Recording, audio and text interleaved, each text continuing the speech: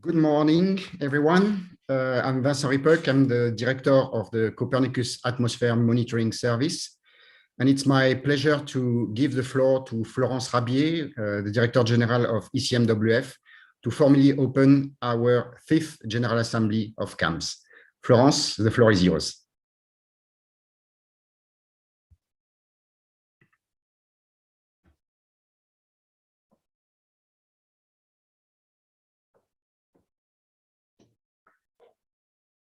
Okay, good morning to all. And it's really my pleasure to say a few words for welcoming you to this 5th General Assembly of CAMS. So this time, of course, this event will be held online as the conditions are not yet suitable for a large international gathering. But it was very important for this CAMS community to have an opportunity to reconnect and to exchange about detailed progress in the different areas of work. More than a year and a half after the last General Assembly, which took place, as you know, in Budapest in September 2019.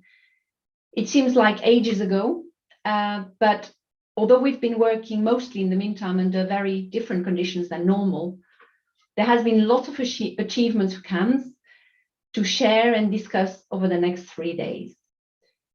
So the first and the most important achievement has been to deliver on all the aspects of CAMS with no noticeable disruption to the users. So this very much shows the resilience of the processes that we have jointly established over the last few years to deliver a world-class operational service. And on top of it, given the topical interest for air quality aspects regarding the COVID-19 pandemic itself, the situation has actually been an opportunity for CAMS to demonstrate its agility and preparedness to provide tailored data and services in support of epidemiologic research and eventually in support of the design of most appropriate governmental measures for reducing the spread of the virus. So this 5th General Assembly is in fact the last one for the first phase of Copernicus program. And a large fraction of the agenda of the next few days will be looking ahead at the evolution of CAMS foreseen for the next phase. Because as you probably already know, the European Parliament has voted last month the so-called space regulation, which confirms European ambitions and investment in Copernicus. So a major highlight for the next phase of Copernicus is the CO2 emissions monitoring and verification support capacity in support of the implementation of the Paris Agreement process and the UNFCCC. So this CO2 MVS capacity will ramp up to operations as a new element in CAMS, of course in close liaison with C3S and all the other Copernicus services. So over the last couple of years, ECMWF and the European Commission have been discussing a new agreement for entrusting ECMWF with the implementation of managing CAMS and C3S over the next phase, which is 2021-2027. The discussions have now concluded, and I'm glad to report that its extraordinary session of the Council last week, ECMWF Council have unanimously allowed me to sign this contribution agreement for the next phase with the European Commission. So the formal signature is now expected to take place at the end of this month, of June, which will enable us to continue the activity seamlessly beyond July the 1st. So finally, in the next few months, we will also see another important change for ECMWF, because we will be implementing CAMS and C3S from our new offices in Bonn in Germany. And the first wave of pioneers of ECMWF staff going to Germany will begin at the end of August. And this will gradually change the center of gravity of ECMWF Copernicus activities on the territory of the Union by the end of 2023, after a couple of these waves. So with this, let me conclude this introduction. Welcome you again to 3 exciting days of meetings and discussions together with CAMS. So I wish you a very good meeting. Thank you. Thank you so much, Florence, for this introduction and for the good news, maybe for some, that we've progressed a lot on the contribution agreement with the European Commission. Now it is my pleasure to give the floor to Cristina Ananasso, who is the policy officer at the European Commission in DG DEFI, who is directly following CAMS. So we interact almost on a daily basis, and it's my pleasure to give the floor to Cristina for opening on the European Commission side. Cristina, the floor is yours. Thank you, Vincent-Henri. So good morning to everybody, and I am honored and very pleased to open with you this fifth CAMS General Assembly. I completely agree with Florence Rabier in saying that it's very important for CAMS community to reconnect and continue to exchange, even if in this virtual configuration, and specifically in this important moment when we start to work for the next phase of the CAMS service and more in general of the Copernicus program as part of the EU space program. The European Parliament and the Council of the European Union have adopted the space program regulation on the 12th of May. This regulation will guarantee continuity and improvement of the Copernicus program over the next 7 years. As already said by Florence, soon the Commission and ECMWF will sign the contribution agreement, providing the framework and the fundings for both the atmosphere monitoring and the climate change services. The EU space program is and will be an important tool to implement the European Union Green Deal. The Copernicus program will continue to deliver essential Earth observation data combined with the in situ and the modeling capabilities to monitor the climate and the environment. And it's important again to underline that one of the few real novelties of the Copernicus program is the CO2 emission monitoring and verification support capacity in support of the implementation of the Paris Agreement. As we know very well, Copernicus and CAMS obviously is a user-driven program. CAMS can and will play a major role in this wider European context, not only delivering products and information as done in the past, but also promoting the user uptake of its products and services at different level toward other service and DGs within the European Commission and national governmental institutions for key international achievement, for example, the already mentioned Paris Agreement, and toward the private sector with the support of the new European Union Space Program Agency. I'm sure that all these elements will be extensively discussed in the next 3 days, and I hope that the new ideas and opportunities will come out from this workshop. So with this, I give back the floor to Vincent-Henri, and I really wish you 3 days of intense and fruitful discussion. Thank you, Vincent-Henri, and thank you to everybody. Thank you, Cristina, for this word. Now we are ready to start the General Assembly. I have myself just a few housekeeping slides to share.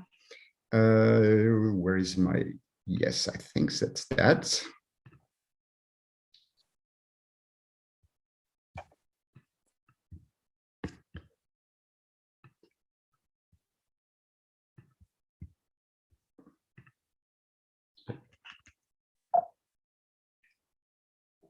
Okay, so this was our last General Assembly in Budapest, as Florence recalled.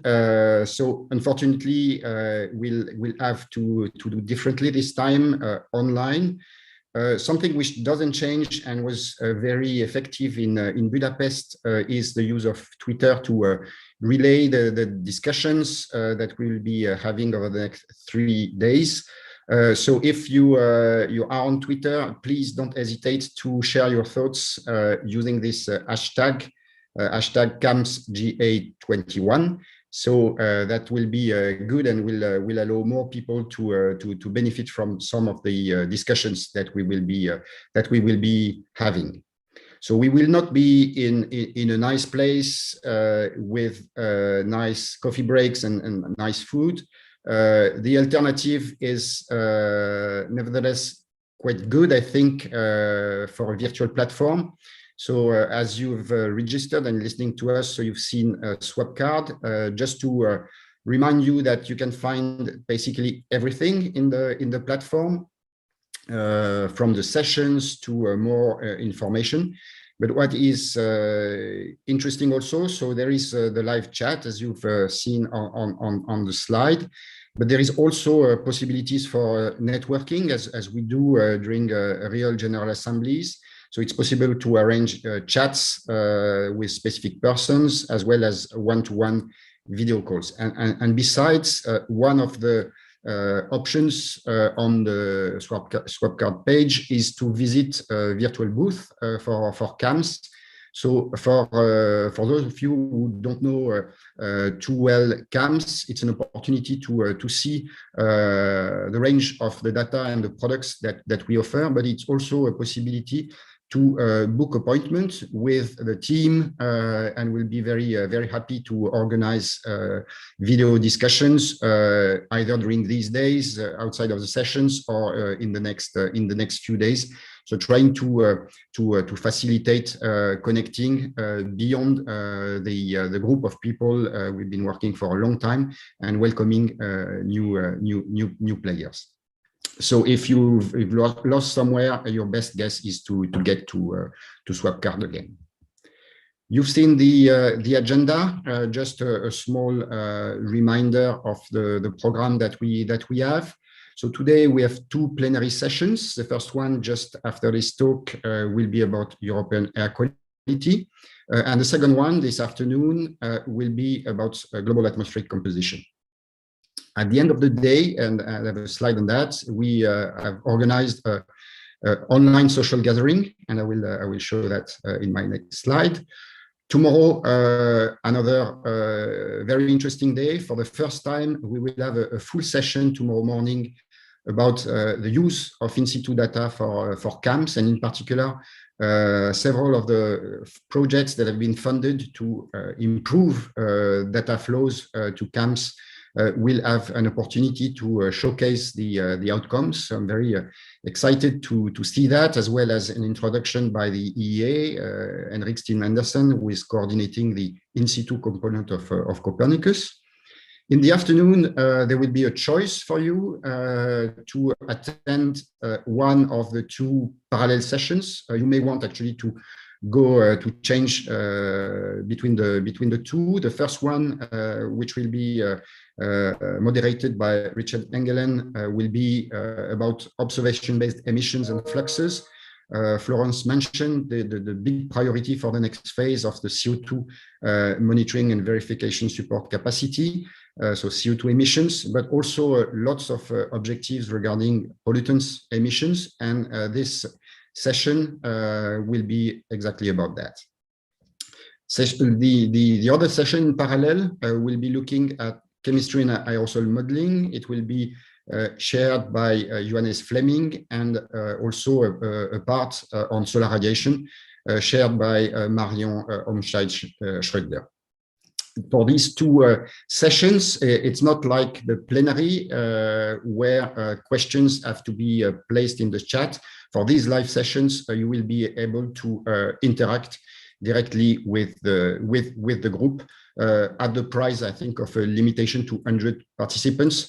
So we hope that the groups will distribute nicely into the two sessions. And finally, tomorrow, Thursday, sorry, there will be two sessions which are looking deliberately to CAMS 2.0. It's upon us. As Florence mentioned, the signature of the contribution agreement is expected for the end of this month. But of course, in the last couple of years in CAMS, there have been quite a lot of activities to prepare for the next phase, and these two sessions will really showcase some of this finding to give you a good view of where we stand before we close the General Assembly. To finish my short presentation, this is a slide about our social gathering, which is foreseen today after the session at 5:45 CEST. If you have not done it yet, please have a look at this tab in Swapcard. There are details on how to download the application, and you can create your avatar. You see me waiting alone at a table, and let's see how this work tonight after the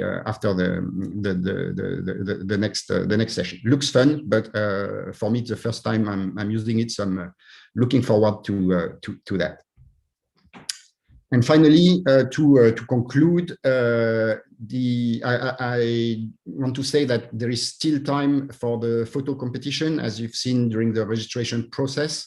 We will close the entries tomorrow by close of business. So if you have nice photos or you have time to take nice photos, please enter the competition, and we will reveal the winner or the winners at the last session on Thursday.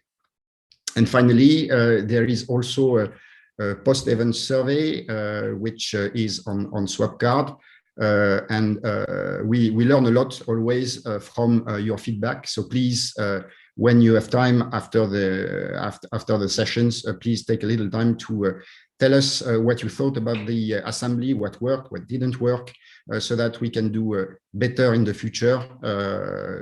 I'm sure we won't be doing only virtual events. We are really looking forward for real physical events, but it may be the case that online events provide an opportunity for having a more frequent events of the type. So let's see how it works. So with that, I think we can close unless there are some questions, and for that, please ask all your questions in the chat in Swapcard. We will be scanning the chat, and then the chairperson for each session will read the questions. So when you will be listening to the talks, please put your questions as they come to your mind in the chat before the talk has closed. The reason is there is a little delay between the Swapcard and the production, so that we can include these questions. So my message is really, when you want to ask a question about a presentation, don't wait, ask the question in the chat, and then we will pick one or two, depending on the time, to read in plenary for the presenter to answer. My final word is for all the speakers. First of all, thank you very much for having prepared the presentations. We will try to be quite strict on the timing. The reason is that some participants may want to or may need to go in and out of the session, or may want to pick a particular presentation.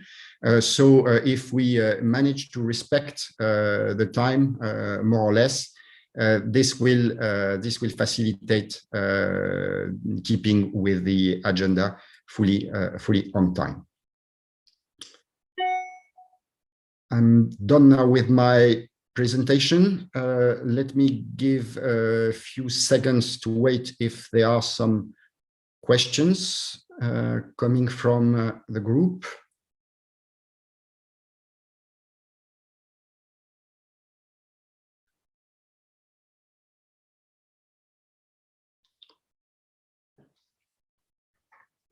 No questions.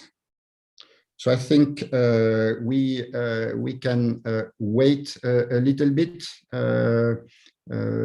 say 4 or 5 minutes, and then we will start in 5 minutes. Not to start too early for people joining at 9:30. for the start of the session. So see you in 2-3 minutes, the time to grab a coffee for the session, which will run for 2 hours from 10:30 CEST, so starting in 9 minutes, until 12:30 CEST. So time for a little coffee. See you in 5 minutes.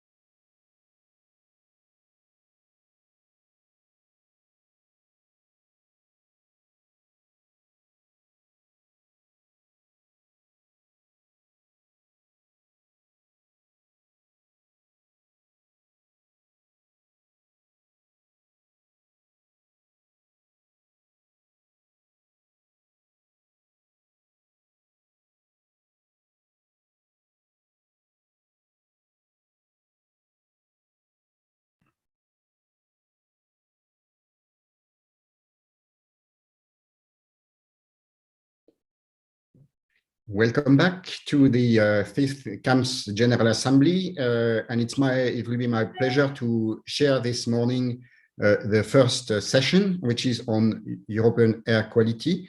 So we have a very nice lineup of talks that will describe some of the key aspects of the work that has been done in CAMS.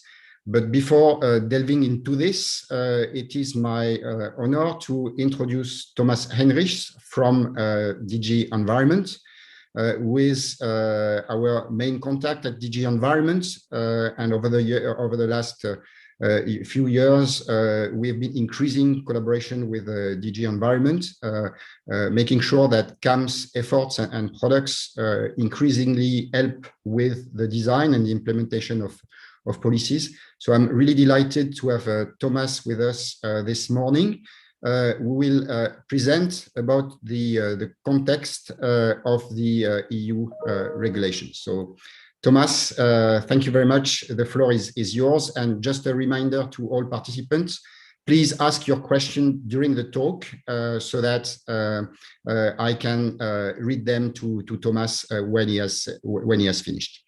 Thomas, the floor is yours. Good morning. Thank you. And thank you very much for this invitation. And I'm glad that I can welcome you to Brussels. So I'm speaking to you here from my home office back in Brussels.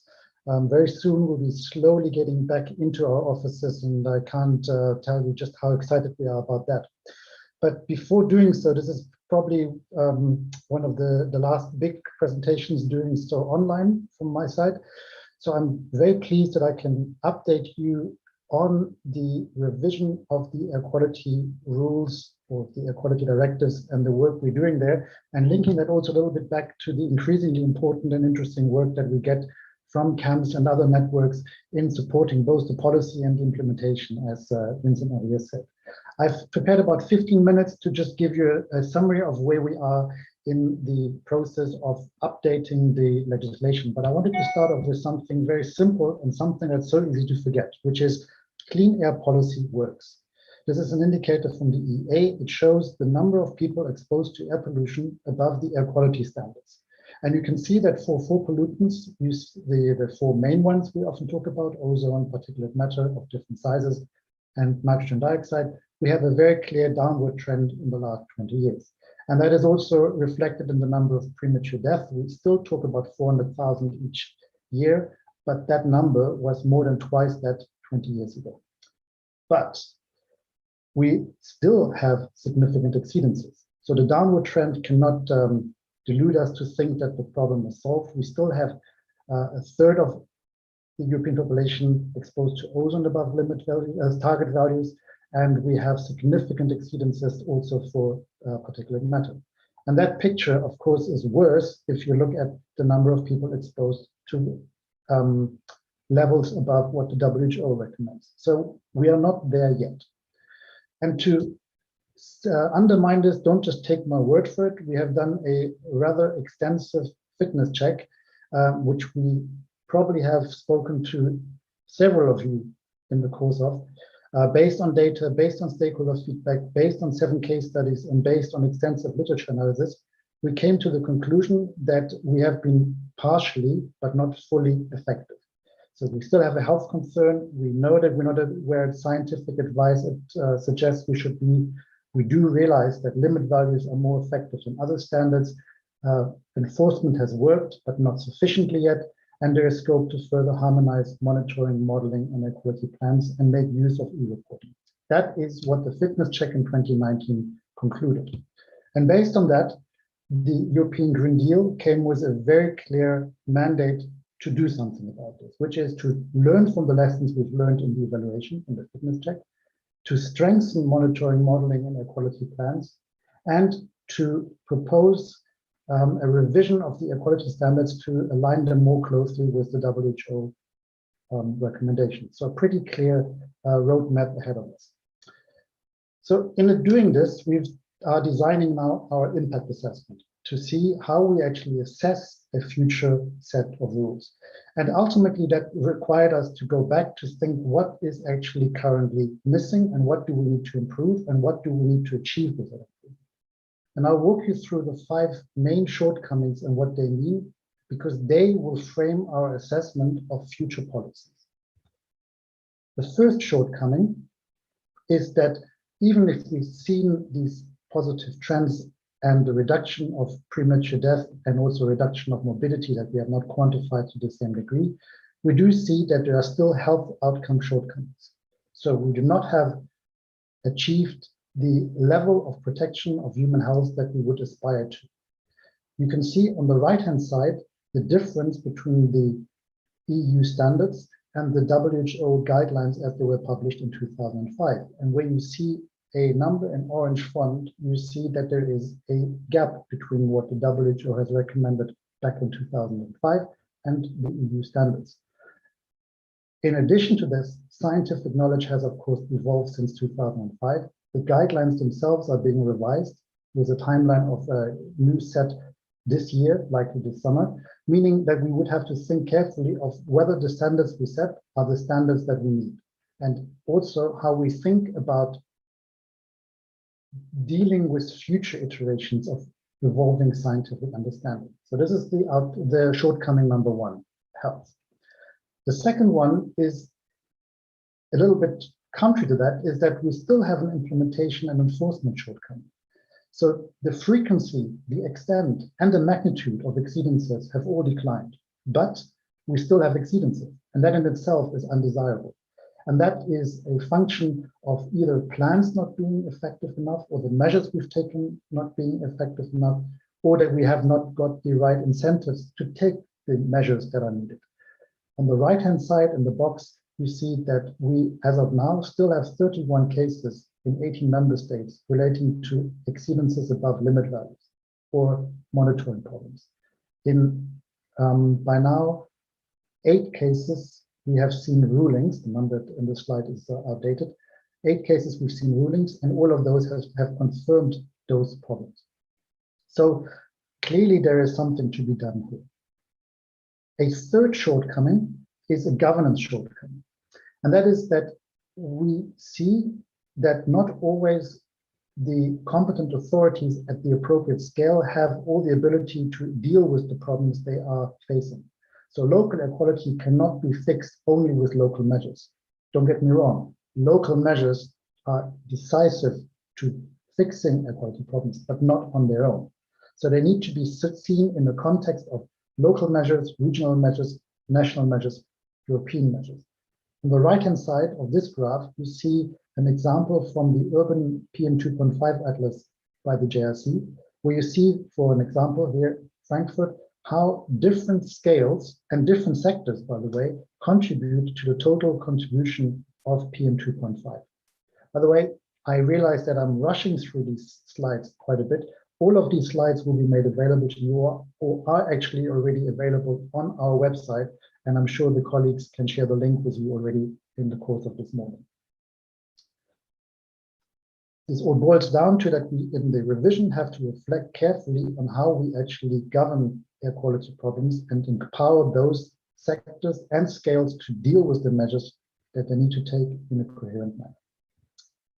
A fourth shortcoming is an assessment shortcoming, and this is probably where you get even more interested than before, which is that we've seen with 4,000 monitoring stations that we have an excellent network in Europe to get air quality data. I mean, this is an environmental area that is blessed with the amount of information that is available, which means we also can be quite sure that we know sufficiently amount of we have the information we need to take action.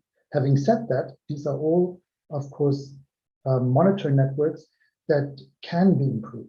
There is flexibility in where the monitoring stations are with modeling, and dare I say with remote sensing, we have additional tools at our hand that actually allow for more spatial disaggregation and detail.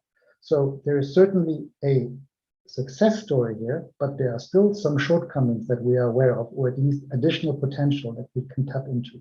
So this is number 4.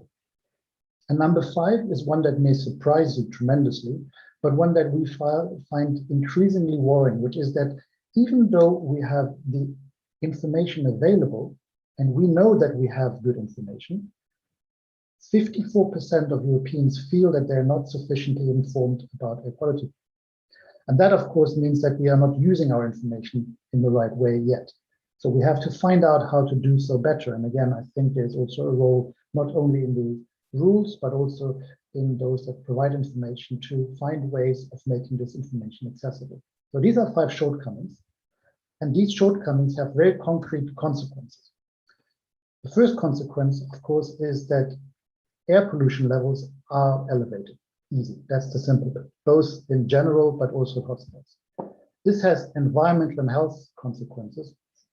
I spoke about the health consequences, there's ecosystem impacts, there's a link to climate change. It has 3 principal types of economic consequences, with costs to society because of air pollution, but also costs to society to do something about air pollution. And all of this has an impact on EU's competitiveness. There's 3 social dimensions we need to consider, which is that often sensitive populations are more susceptible to air pollution, that air pollution, both the way we deal with it, but also the way it manifests, triggers inequalities and maybe enhances these. It also has a potential employment impact. And there is 2 other dimensions, which is that it has a synergy with other policies. So air pollution can make other zero pollution policies or climate policies easier or less easy to achieve. And of course, doing air pollution monitoring and assessment leads to an administrative burden. So these are 12 dimensions. And the reasons I'm showing you these 12 dimensions is because in the end, we have to judge any policy proposal against whether they allow us to reduce the adverse impact on these 12 dimensions. So these are our assessment criteria. That is the framework with which we are assessing the policies options. And I realize I haven't said a single thing about a policy option as yet, so I'll come there now. Which means I'd like to just walk you in a very short segment what we are actually analyzing in terms of direction. Starting off with that, we are looking at 3 policy areas. The first one is the aforementioned closer alignment with the WHO recommendations. The second policy area is an improvement of the air quality legislative framework. So when it comes to penalties, both by and enforcement action, both in the public realm and maybe also for private actors, where we talk about public information and general how we can enhance effectiveness and efficiency of our policies. And the third policy area we're looking in detail at is monitoring, modeling, and plans. And for each of these policy areas, we will develop options in quite some detail. Let me take the standards. We will analyze different levels of alignment with the WHO in what you see here on this slide, and it's a very dense slide. It's in the link that you will get in 7 scenarios, where we look into different levels of what the WHO has been recommending and see what it means to align to these different levels in a 2030 or 2050 perspective. So we'll do a full quantitative analysis of that to see what are the positive effects and what are the negative effects of doing so. Similarly, we'll do so for the policy areas and different options for monitoring and modeling, and combine these options into different packages and compare them against the baseline to inform the policy decision. This is why it takes time and why we will only be able to come with a proposal in 2022. We've already gotten some indications from stakeholders what they expect us to do. And you can see here in green where there is a hope that we can be more ambitious. And in orange where the ambition by stakeholders is that by and large everything is okay right now. And you can see, if I can just draw your attention to the most left, that when it comes to the alignment with the WHO, there is a big chunk of feedback that tells us we need to go as ambitious as possible, and a also very sizable chunk of feedback that has told us to be keeping in mind the feasibility or the perceived feasibility. So we'll see an interesting policy debate unfolding in different views on how ambitious we can be. Let me finish off my slide set with a timeline to give you a feeling for when we are trying to do what. We've had the fitness check in 2019, and in 2020, we've put everything in place. for an impact assessment and an analysis. We've put forward an inception impact assessment that you may have seen, otherwise it's available online.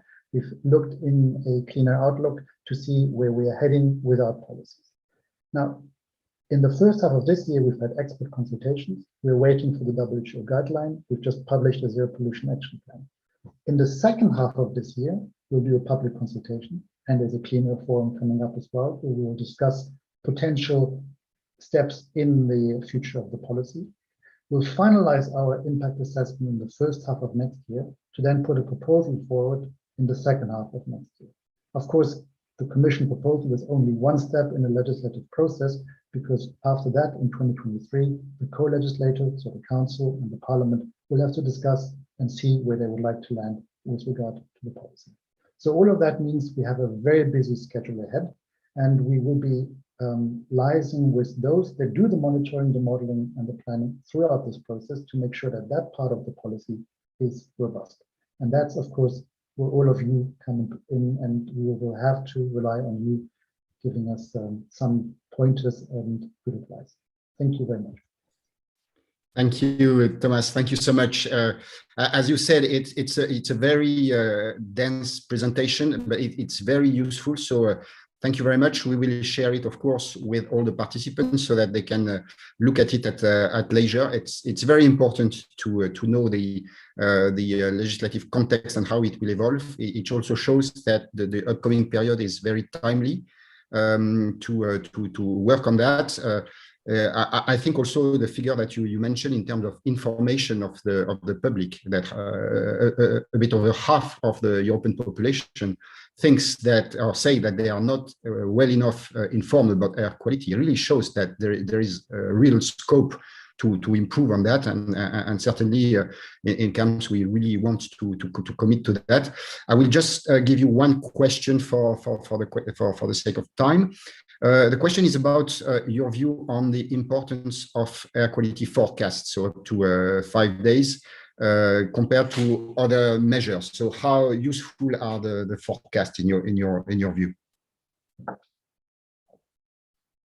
I think that I wouldn't go too far to say that forecasts become increasingly important as a piece of information that can inform sensible measures to avoid, on the one hand, pollution peaks, but also to get an understanding of a wider public to why a certain action is taken at a certain time. So in that sense, I think it's extremely useful that this capacity is improving and also already included in the air quality index of the EEA using CAMS data. I think that is extremely important. It is relevant for particulate matter, of course, but especially for ozone, as you know, where having an understanding of an emerging peak is maybe the last bit you can do before you can avoid such a peak in summer conditions. But I wouldn't limit it to ozone. I think it is equally important for particulate matter, where you've seen some regions in Europe have particulate matter alerts based on forecasts, and it helps a lot for the measures to do them ex ante rather than ex post. And there, I think there's no question that they have a role to play. What exactly that role is by legislation is, of course, a very different matter. Thank you. Thank you. Thank you very much. Thank you, Thomas. So let us move now to the work that has been done in the context of CAMS. And I'm very glad to welcome Gaël Collin from Météo France. Gaël is leading one of the largest contract for CAMS, which is about the regional air quality production. And Gaël today will speak about the latest updates that have been brought to the CAMS system. Gaël, thank you. Yeah. Thank you, Vincent-Henri. And thank you also for the very interesting presentation just before. So I'm glad, yes, to give you a short update on the CAMS regional air quality production. This will be a short update, but we would have a lot to say, of course, because lots of things happened since last General Assembly in Budapest. So we will focus on the major items and the items that deals with that impacts the users majorly. So this presentation is of course given on behalf of the whole CAMS 50 teams. You will see that it is a large team. So to start with, a very short reminder about what CAMS regional production is. It's like CAMS regional production in a nutshell.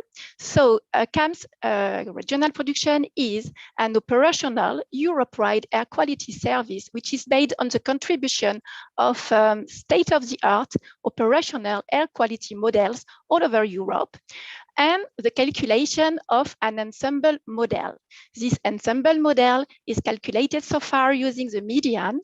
And so what is new is that we are glad we've been able to welcome 2 new operational models since last year. So it was in October 2019. So yeah, 2 years ago. So now the DAME model from the Aarhus University in Denmark and the JAME AQ model from EIP NRI in Poland have joined our set of operational air quality model, leading to 9 members to calculate this ensemble. So what is also important to say is that we are doing great progress with the candidate model, with the mini model and the monarch model that will be able in a short time to also join this set of operational air quality model. So just to remind you that we have 2 different kinds of products in this CAMS regional production. We've got the near real-time forecast and analysis that are daily products that are produced by Météo France, using, of course, all the contribution for the operational models. And on the other side, some interim and validated reanalysis that are built annually and that are performed by Ineris. And of course, the idea is to send all this data to the users. So I was saying that operational was a very important word here. And this is especially true for the NRT, near real-time production, which is a daily production. And this production is now reliable and robust. So we've got to meet some KPI, key performance indicators targets, to check this reliability. And as you can see, today, we have 100% of our ensemble, which is calculated with at least 7 members. That is to say, the maximum number of members minus 2. So that's quite good. We would say excellent. And also, so this is why I have plotted another plot, which is the ensemble with all members. All members, that means 7 members before October 2019 and now 9 members. And you can see that the performance is quite good as well, with usually more than 80% of the forecast, especially calculated with all the regional system, all the individual modeling system. I would also like to emphasize the fact that despite this COVID-19 context, very difficult for operational work, everything was running smoothly, stable performance, even in this COVID-19 context with work from home. So that's very important to underline, I think. It's good. So of course, we've got this operational system, and this operational system also face some evolutions always to best meet users' needs. So in the past 2 years, we have had 3 upgrades, and actually the very last upgrades is just today. So it's quite tricky today because we are at the same time preparing this very last upgrade and attending this GA. But this is good because you'll be able to check the very new products. So I'm just going to explain what are the type of different parameters and what are the main changes we have performed during the past for the past 2 years. So first, we have added new output parameters, 3 new aerosols, so the wildfire in the PM10, the total elemental carbon from all activity sector in the PM2.5, and elemental carbon from residential emission in the PM2.5 as well. And also 2 new pollen species, mugwort and alder. And so here you can see some example of the new mugwort pollen, for example, which is really from this morning. Also, what is interesting is that we have new emissions. So we are now using a new anthropogenic emission database, and we have implemented the CAMS reg version 4.2, including the condensable PM. And so you will have more details in the presentation that will be given by Augustin later this morning.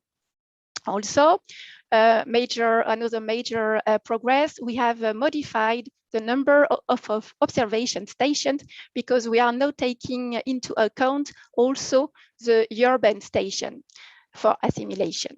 So that is the major impacts, the major progress in the CAMS regional production, but we also participate in a lot of different multi-model exercise together with other CAMS services, both for development and also to assess the impact of the lockdown on the air quality. And so we've seen that we are able to produce data, that this production is getting improved. And so what about the evaluation? So we also improved the evaluation for the past 2 years. We have implemented new interactive scores for the main pollutants on the CAMS regional website. This enables users to visualize the ensemble and the individual model performance at the station level, but also aggregated by country. So here is an example of plots that you can have, either here a spatial medial of the temporal wood mean square, or also a plot as a function of the forecast horizon for the different models and the ensemble model. So I think it is a huge progress regarding the visualization, and it's really adapted to the users. Also, we have progress with the evaluation of the pollen forecast, and this will be presented by Michael later this morning also. Another interesting item is the use of the fair mode metrics for the evaluation of the reanalysis, the interim reanalysis for 2020 for the ensemble. This exercise has been done for both ozone and PM10 with a set of all the stations that we usually use for verification. And the results are very interesting because we have overall good performance, and ensemble, CAMS ensemble, is compliant with the fair mode quality objective. That means that more of 90% of the station meets the model quality index target. So here, some examples you can see for ozone, the objective it met by the ensemble for all the station, and for PM10, it is met for 98% of the station, so far above the minimum target. So that's really a big step. Also, we have contributed to hackathon, fair mode hackathon, and the way forward is to adapt the fair mode metrics to ensemble forecast evaluation. So last but not least, as Christina was just saying previously, CAMS is a user-driven program, so it's really important to make sure that all the data is made available to the users. So we progress a lot during the past 2 years on the transition toward the atmosphere data store, which is now approaching finalization. So first, for the NRT, the near real-time data, the interface is running smoothly. I mean, it has been running smoothly for more than 1 year now, so this is great experience. And we have a 3-year rolling data availability. The service is running smoothly also because we have a 99% service uptime. And of course, the catalog is updated accordingly to the newly implemented parameters. That means that each time that we are performing an upgrade, of course, the data are available to the users. So here is just an example of, well, you know it, I guess, of how you can go on the ADS website and just get some parameters. But of course, very powerful API are also available. And now for the reanalysis part, the work is still ongoing. The validated reanalysis for 2018 will be the first one to be made available on the ADS. They are produced on our side and they are about to be made available on the ADS.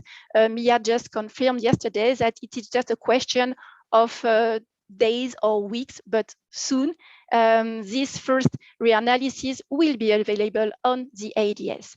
And then we will follow by the interim reanalysis 2020, end of June. And then we will also put latest data, I mean, older data, ERA for interim reanalysis 2019 and validated reanalysis 2017 at the end of September. So I think that we saw major progress on the production itself, the evolution of the production, the scores, and the provision via the ADS. So it's time for me now to thank all the modeling teams. We cannot put all the names here, but it's important to underline the fact that their continuous dedication and commitment are necessary to remain at the forefront of the state-of-the-art air quality modeling, and especially they all did a great work during this very tricky, very difficult context, well, COVID period. So thank you, everyone. And I'm done with this presentation. It was short, but many things to say. Thank you. Thanks, thanks, Gail. And indeed, every General Assembly is, even if we've been working for some of us in CAMS or Precursor for more than 17 years. I think to see 1 year or 1 year and a half worth of work is really impressive with progress on all fronts and lots of new things. We have a question from Leonore, who is very pleased to see the use of a fair mode model quality objective plots. Do you have the results for 2020 published? Are they available yet or not? So I will give the floor to Augustin because I can see it here. I think he will be able to answer this. I'm not sure that well, I'm not sure they have been published, but I'm sure we had in really, yeah, Augustin. So maybe you know more about it. Hello. I think it's being published, but Augustin is the next speaker, so he should be online. Yeah, he is. Yes, I'm online. I hope you can hear me okay. And yes, I can confirm we have the results. They're not published yet, but we can definitely share them with you, Leonore, as I know it would be of great interest for your work in the policy service interim assessment report. Exactly. And just to remind that we are very pleased to have Philippe Tunis from GRC with the leader for the Fair Mode program. Will be talking especially about model quality objective on Thursday. So it's really good to say that it's almost there. So we see the preview of certain scores, and it's very, very nice to see that for ozone and even for PM we are doing very, very good. It's not a surprise, but it's good to compute that and to show that. So thank you so much, Gail, for this presentation. As was the case for Thomas and all the presentation, we will share them because there is lots of material that 12 or 13 minutes is not able to give justice. And I echo your thanks to all the regional groups for the great work and for the resilience during the COVID period. We should not take that for granted. It was really impressive to see everything run fairly smoothly throughout the period. So thanks, Gail. Thank you. So Augustin is already on the screen. Augustin is leading a team at Ineris, working on lots of aspects of regional air quality, with also a responsibility within the EMEP program. And Augustin is the science lead for the CAMS 50, the regional production. As you will see also later in this assembly, is leading some of the post-processing activities, which is another thing. But for today, we have asked Augustin to talk about a problem that CAMS has been able to contribute to a discussion at international level about the representation of the condensable fraction of residential combustion. So Augustin, the floor is yours. Thank you, Vincent-Henri. I will start sharing my screen. So indeed, thank you for giving me the opportunity to focus a bit more on the work we've been doing with this issue on condensable PM over the past year, more or less. What's the issue? The issue is that emission factors for primary PM emission that results from combustion processes can be quite diverse in the literature and in the standard EMEP EEA type of guidebooks. And in some cases, this emission factor only include really the filterable fraction of PM. And in some cases, they also include some condensable parts. And there are also some cases where they actually stand in between, and it's not always so clear where they stand in between. So this is summarized on the graph on the right-hand side, which was prepared by David Simpson and a number of colleagues who contributed to an important workshop held last year within the LORTAP convention and with the assistance of the Nordic Council of Ministers. I really encourage you to go to that reference if you have an interest. But the graph is quite self-explaining in saying that the mass of PM emitted, if you stick to the filterable friction on the top, or if you include condensable, will be quite diverse. This is especially an issue for wood burning, but it's also somehow an issue for industrial emission and for road transport. But I will not focus on those because the issue is more constrained, better constrained for those sectors. So here we will really focus only on wood burning. So if we look at the rate of PM emission per unit of wood in the reported emission for several countries over the past, and this is again a graph put together by David Simpson with the help of TNO experts, you will see that the rate of PM emission is quite diverse depending on the countries, but it also changes from one year to the next when a country changes its reporting strategy and starts to include condensables. And it's also quite, can be quite different when you compare it to this TNO science-based consistent inventory, which we use a lot and which we refer to as REF2. So the issue was identified already a few years back, and there's an important paper published in Atmospheric Chemistry and Physics by Hugo Dene van der Grond, emphasizing the issue and showing that it's really, really important, almost an order of magnitude sometimes in some cases. So we wanted to address this point for models to see what's the impact on models, because we know that chemistry transport models at the regional scale have a hard time to capture the total mass of PM, and they've been suffering for decades of a systematic low bias in PM. And this systematic low bias, as I will show, is indeed largely due to condensable. When you look at the map of PM2.5 on the left-hand side, it's an ensemble map from the CAMS models, an average over one winter. You don't see any really striking feature. There is no outstanding country effects. But if you look a bit more detailed in specific indicators on the right-hand side, you start to see something that doesn't look right.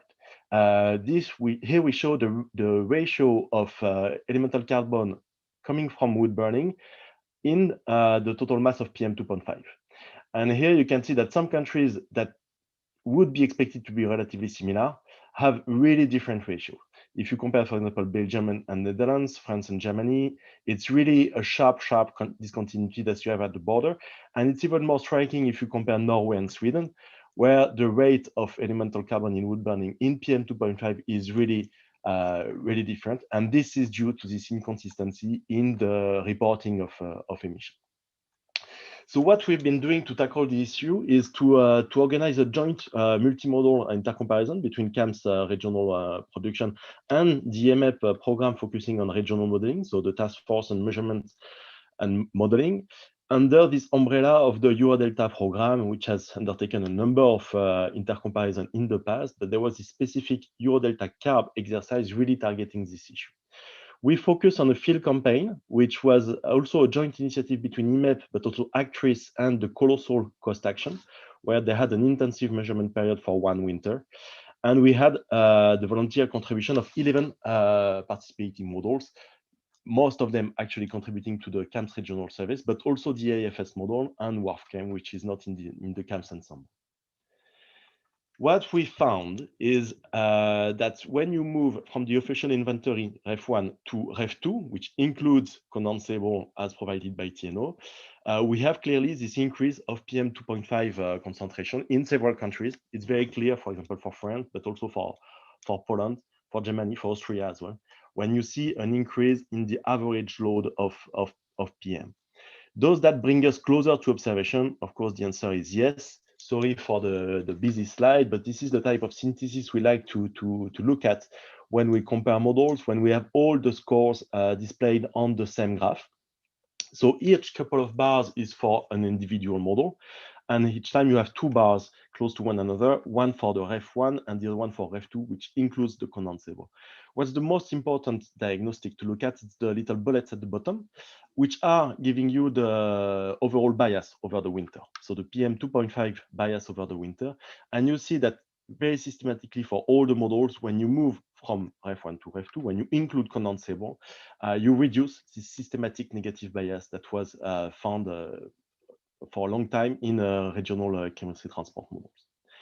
So that's overall over Europe. But if you focus a bit more on individual countries, here on this table, I'm showing a number of European countries and the PM10 bias that we have in the reference inventory and in this inventory that includes condensable. And the right-hand side column is showing you the relative difference. So you can notice that the improvement of the negative bias is very systematic for all the countries in Europe.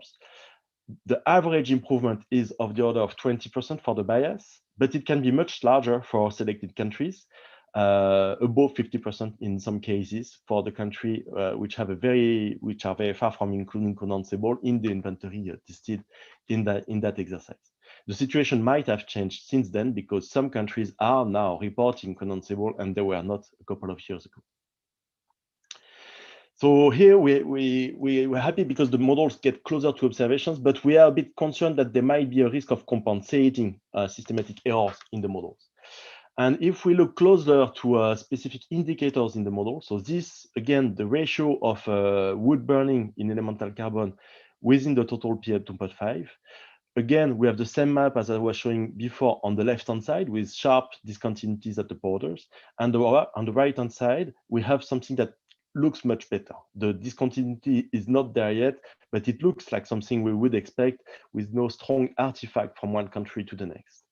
But again, why are we looking at that? Because we want to avoid compensation of errors. And this is where it was very important for us to liaise with this intensive measurement campaign organized again with Actris, EMEP, and Colossal, because they measured the share of wood burning in situ from etalometer data, and we worked in collaboration with Nilu, who developed a specific source apportionment algorithm to retrieve the contribution of wood burning on the site. So each site is displayed on the x-axis, and the observations are given in black.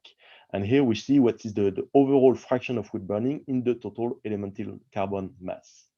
And the original modeling that we were producing before is the red curve, and with the blue curve in REF2, we get closer to that. We avoid the overestimation because we include more organic carbon primary emission, and that is actually getting us closer to reality, and we know that we are not introducing an artificial compensation of bias. So to summarize, our diagnostic today is really we should include this consistent condensable emission, and we will actually implement that as of today. And there are a few steps that led us to this conclusion. The first is we've been working very closely with the colleagues working on emission, in particular through the CAMS 81 service. And there is also some evidence on the emission part that it makes sense to be more consistent for in several countries to report condensable in the same manner. Second item, it improves the overall model performance. I mentioned 20% improvement in the bias, but we have a key performance indicator in CAMS 50, which is based on root mean square error. And for root mean square error, the improvement is 15%, and it's far from being negligible. It's not every day that we manage to improve the KPI by 15%. Third item, we've been doing some detailed evaluation, also stemming from the work developed in source apportionment from colleagues working on in situ data. And I believe it's quite a nice example of the synergy we can develop with that community, IMEP, Actrice, and there will be a presentation later during the General Assembly on the Actrice program. And we're very happy to see that we can work closely with their products. And this type of evaluation, looking closely at the chemistry, is also something that is supported by this CAMS 61 development service, which will also be presented a bit later today. And the last item is that this move towards including condensable is also consistent with what is now being happening in the modeling supporting policy at European level. I said that this assessment was organized jointly with the IMEP Task Force on Measurement and Modeling, so that helped us as a CAMS service to be consistent with the political agenda. But this REF2, including condensable, is now also used by several policy services under CAMS 71, and I'm sure Laurence will come back to that in our presentation just after me. And it's also being taken up in the LERTAP official products of IMEP MSC West, that are being developed in support of the Geneva Convention. So all these items led us to the conclusion that it really makes sense for CAMS 50 operational production to start taking stock of this development of including condensable, and we're very happy to announce that today is actually our upgrade date for CAMS 50. And if you look at the forecast, which will be produced as of today, it will indeed include this fraction. Thank you.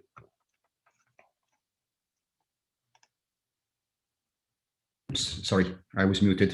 Thank you, Augustin. Thank you very much for this presentation, which allowed you to go a little deeper in the work that CAMS has been doing. I think it's really illustrative of the fact that CAMS is very well interfaced with IMEP, with the policy agenda, with the work on emissions, with Actrice, and indeed tomorrow morning we will have a presentation by Paolo Lage about Actrice. And I think it's really great to be at the front of questions that are in the community. We have a question from Graham Mann, and whether you can explain a bit more about what you mean by consistent condensable from wood burning emission. You mean consistent in terms of how readily it changes its volatility? Also, you're making a recommendation for all models to have the same or similar treatment for this. Yeah, so it's consistent really in the emission part. It's consistent in the way primary emissions are handled, because at the moment, in the way European countries report their emission, they differ a lot in what they emit in the primary fraction. Then when we talk about the way it's handled in the models, it's so far really handled again in the primary fraction. We don't allocate a volatility distribution to this condensable fraction so far in the models. And as you can see, if you had but you can have a look again at the plots I was showing, I was mentioning this systematic negative bias of PM 2.5, and some of the models now have a slight positive bias.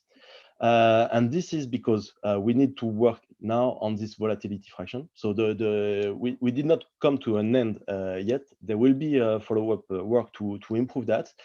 But what is for sure is now we have a more balanced ensemble. It's difficult when you work with an ensemble of models when all the models are on one side of the bias. Now that we have something which is more balanced, with some models with a positive bias, others with a negative bias, it will greatly help the quality of the overall ensemble. But speaking of the actual part related to model development, yes, there is follow-up work required to work further on the volatility assumptions that we apply to this type of emissions. Thank you, Augustin. Thank you very much for this this talk. And of course, as I mentioned, there is a possibility to chat on the side or to do one-on-one with Augustin if you want to have more information. So thank you very much, Augustin. Now I'd like to introduce Laurence Rouil, who many of you know, of course, as someone having played a key role in CAMS and precursor activity from the start. Laurence has been recently appointed as Director of the Strategy, Science Policy and Communication at INERIS, but you know her more for a role in CAMS, in particular leading the policy activity, and she will talk today about this, what is new in the CAMS policy products and what has been done in the past year and a half.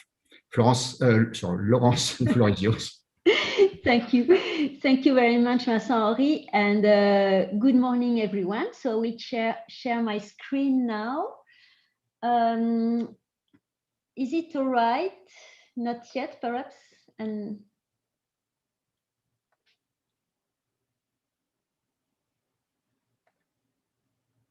fine for you?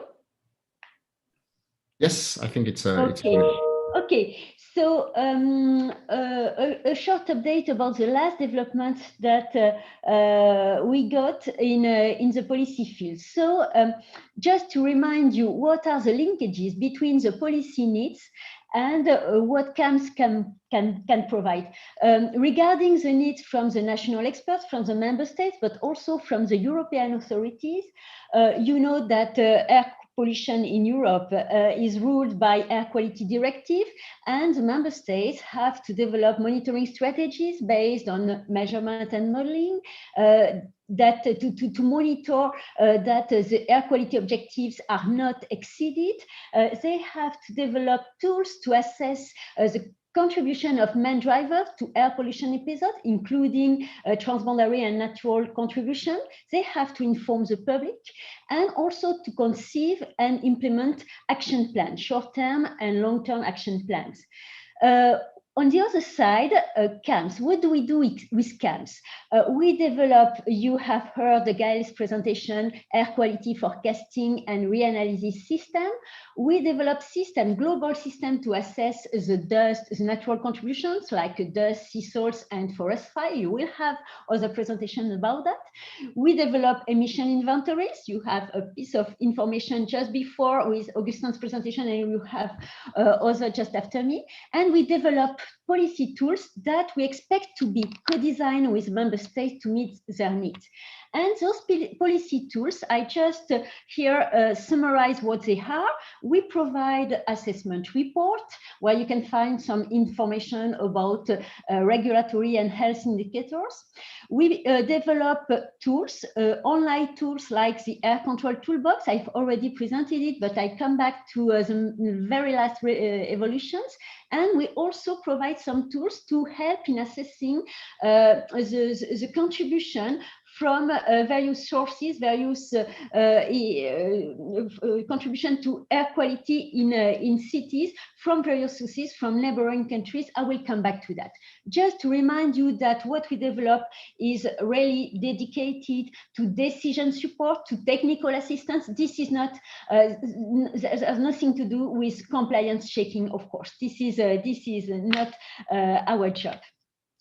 The very last assessment report that will come from CAMS is a 2020 interim assessment report that will be available in few days or few weeks.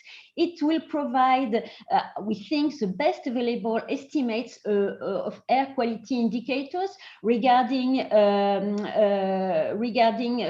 trends. We will provide also an analysis of the main episodes that occur during the year 2020. And of course, we will have a special paragraph dedicated to the effect of the COVID lockdown on air quality in Europe. And we hope that this kind of product, of report, will help in the interpretation of some episodes that created some air quality exceedances in various countries. And of course, as the national experts have to understand, we hope that it will be a usual support for the member states to deal with their EU obligations. Just to let you know that this is the elaborations of this kind of report is also an excellent example of how to use the CAMS product, and we will develop, I will come back to that just after, some guidances to explain how we use the CAMS product to elaborate such reports.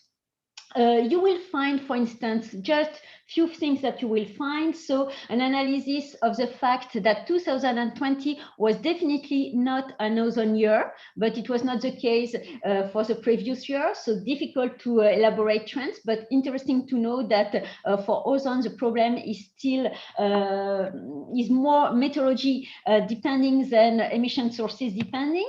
You will also have, so as I said just before, an analysis of the impact of the lockdown measures that have been taken in spring 2020, based on an ensemble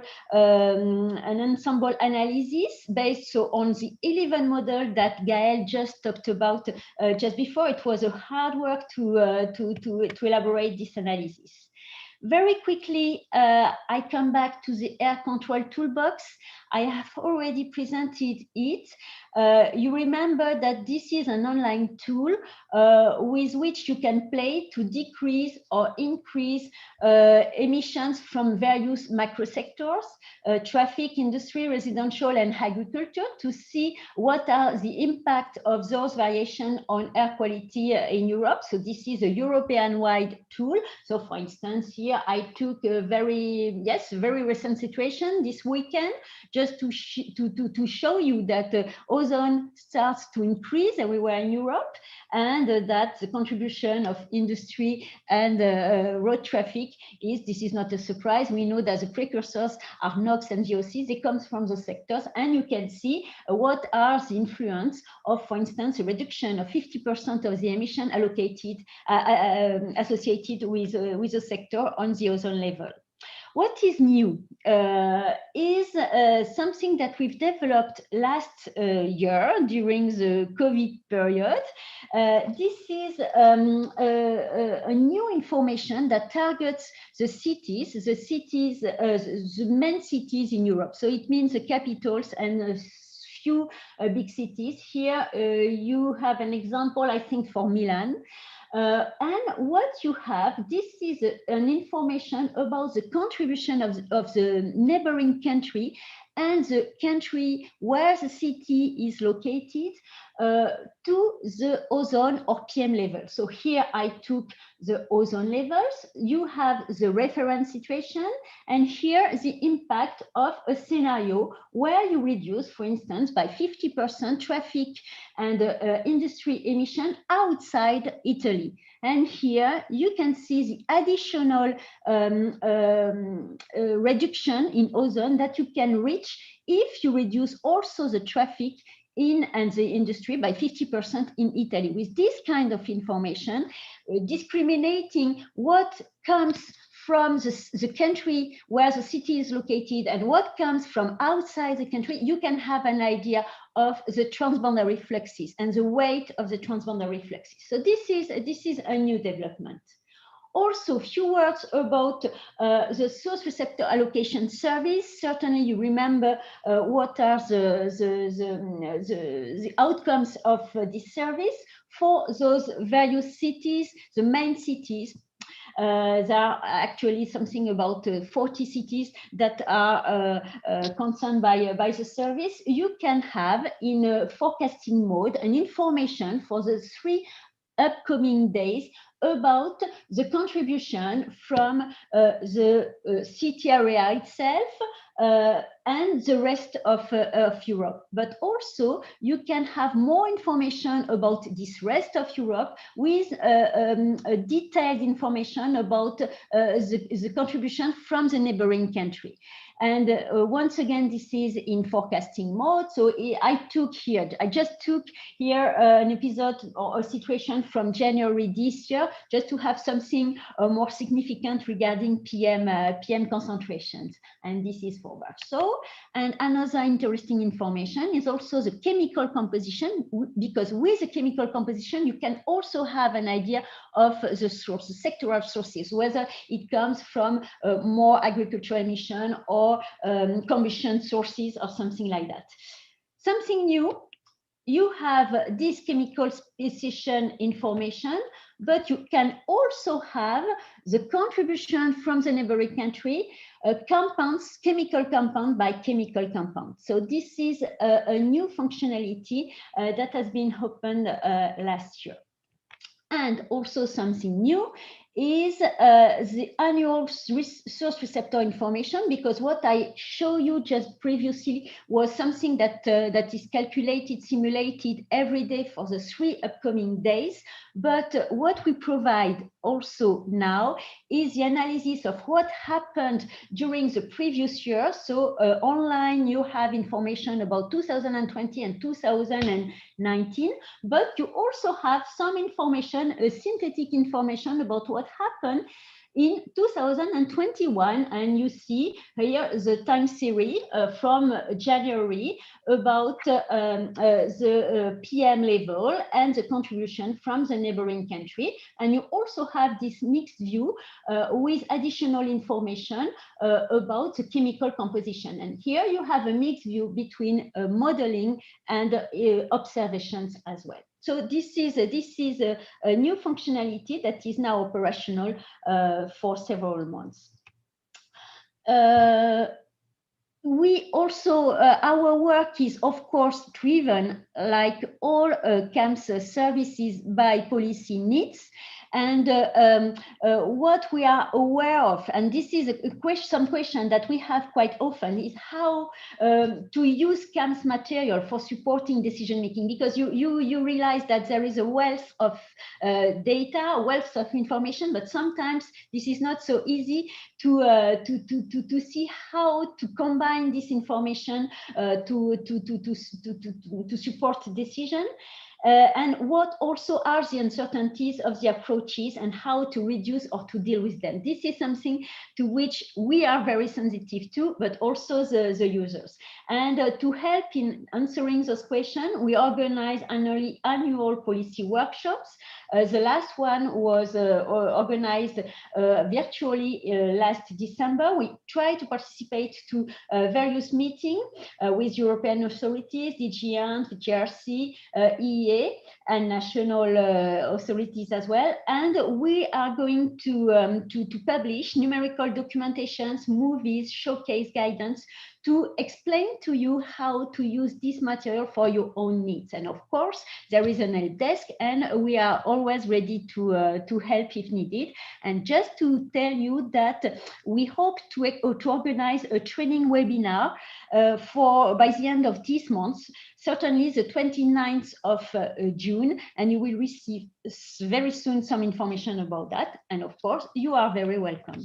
And on behalf of all the CAMS 71 teams, I would like to warmly thank you for your attention. Thank you. Thank you, Laurence. Lots of progress as well, and especially maybe mentioning the atmosphere control toolbox, which keeps evolving and becoming more and more richer and richer in terms of functionalities. So that's, oops, sorry. So that, stop, thank you. Of functionality, and I'm really grateful to you and the CAMS 71 team to have make it evolve even faster during the COVID to try address some of the key questions that were on the table. I have actually some questions about the ACT. There is a question about the use for policy decision making. Do you have ideas of the number of users and profile about the ACT? I know on my side that I see big spikes in the consultation to the website, but maybe you have a bit more insight on the use of the ACT.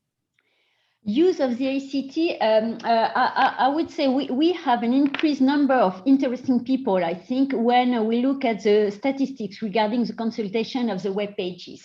And it's true that there are peaks that depend on the air quality situation. We have to say that during the lockdown period, because we also developed and promoted some demonstrator to assess online the impact of the lockdown on air quality indicators. We had an increased number of interested people, of users, according to what we discussed with the users attending the air quality, the policy workshops. Every year we have something between 50, 60 participants to the policy workshop. So I would say we hope to have perhaps 40 users, but this is something that is not very, very clear yet, because we know that it depends on on the needs, on the period. What we know is that the number is increasing, but exactly I cannot tell you the exact number, because we do not register the number, the users themselves. We know that we have interaction with interested users, and we hope that the user. Yeah, yes, the way the service is provided is an interactive web page, yes. So anyone can use it. I think there are peaks in excess of 2,000 consultations. So this may be a few users looking at the tool a lot, or during episodes. During episodes, so that's interesting. Maybe I can mention an anecdote, which was last year at the end of May, when there was a journalist who investigated an issue which was in the Paris area, where there was a very bad smell, and there was a big question about where this was coming, etc. And the person took the back trajectory tool of which is another element that you showed to communicate about that, and to show that there was a northerly flow, and attributing the possibility of this smell to something coming from the Rotterdam area, I think, in that case. So it shows that even if these tools are designed for national authorities with mandate to manage air pollution issue, we see that there is more use, both actually for the ACT and also for the source receptor to help understand what's going on in the atmosphere. So that's very important. Maybe we should reflect about how to account for these users. So we know some of the impact and the uptake, but maybe we should, I don't know, add a possibility to register or to do without interfering too much with the experience of the users. But good point. So thank you very much, Laurence, for this talk. And now we will move to another very important pillar of the regional air quality work. And you've heard a little bit about it already through Augustin's talk, is the regional air quality emissions over Europe. And I'm very glad to introduce Hugo Denier van der Kroon from TNO, with the contract leader for CAMS emissions, both the regional, which he will address in this talk, and the global. So Hugo, the floor is yours. Thank you very much, Vincent Henry, and indeed it's my pleasure to introduce the most recent developments in the CAMS regional emissions. So I'd like to do that on behalf of the whole team working on that. So those are people, my team at TNO, but also the Barcelona Supercomputing Center, Finnish Meteorological Institute, and the Environment Agency Austria. But as Vincent Henry said, also the larger CAMS 81 team, because we work together on regional and global emissions. And Claire Granier will later present the global emissions produced under this contract. You've just seen presentations by Laurence and by Augustin Colette before. And these are truly policy support projects, but they can only work if there are good emission data going into the models. And this is, I think, what is mostly the purpose of this contract, to really support development in those projects. So what will I show you today? I've introduced a new time series, version 5 for the years 2000 to 2018, and show some changes compared to the previous version. I will also briefly touch upon the PM2.5 emission from wood combustion that was discussed by Augustin in detail. And I'll show you something on how we think we will develop a good emission data set for the exceptional year 2020. So I already mentioned it, it's called version 5 now. So we keep versions, and you can see in this table on the left-hand side the different versions, and in the bottom in right you have version 5, and all the way to the right in this table you see the reporting year. And this is important because air pollutants are reported to EMAP by countries annually. Greenhouse gases are reported to UNFCCC annually, and every reporting year, the whole time series is revised by the countries. And this can lead, not always, but can lead to substantial changes because there can be a new methodology or new insights or new information on emission factors. But therefore, it's really important to keep the versions because they are linked to a reporting year, and that information is then frozen. So when we look at the new time series, version 5, this is as reported in 2020. And then there are a few changes. So one thing is that we always add shipping emissions, international shipping emissions, because this is not completely reported by countries. They would report national shipping, but not international shipping. Another change, which I'd like to briefly introduce, is the adoption of inclusion of NMVOC emissions from agriculture.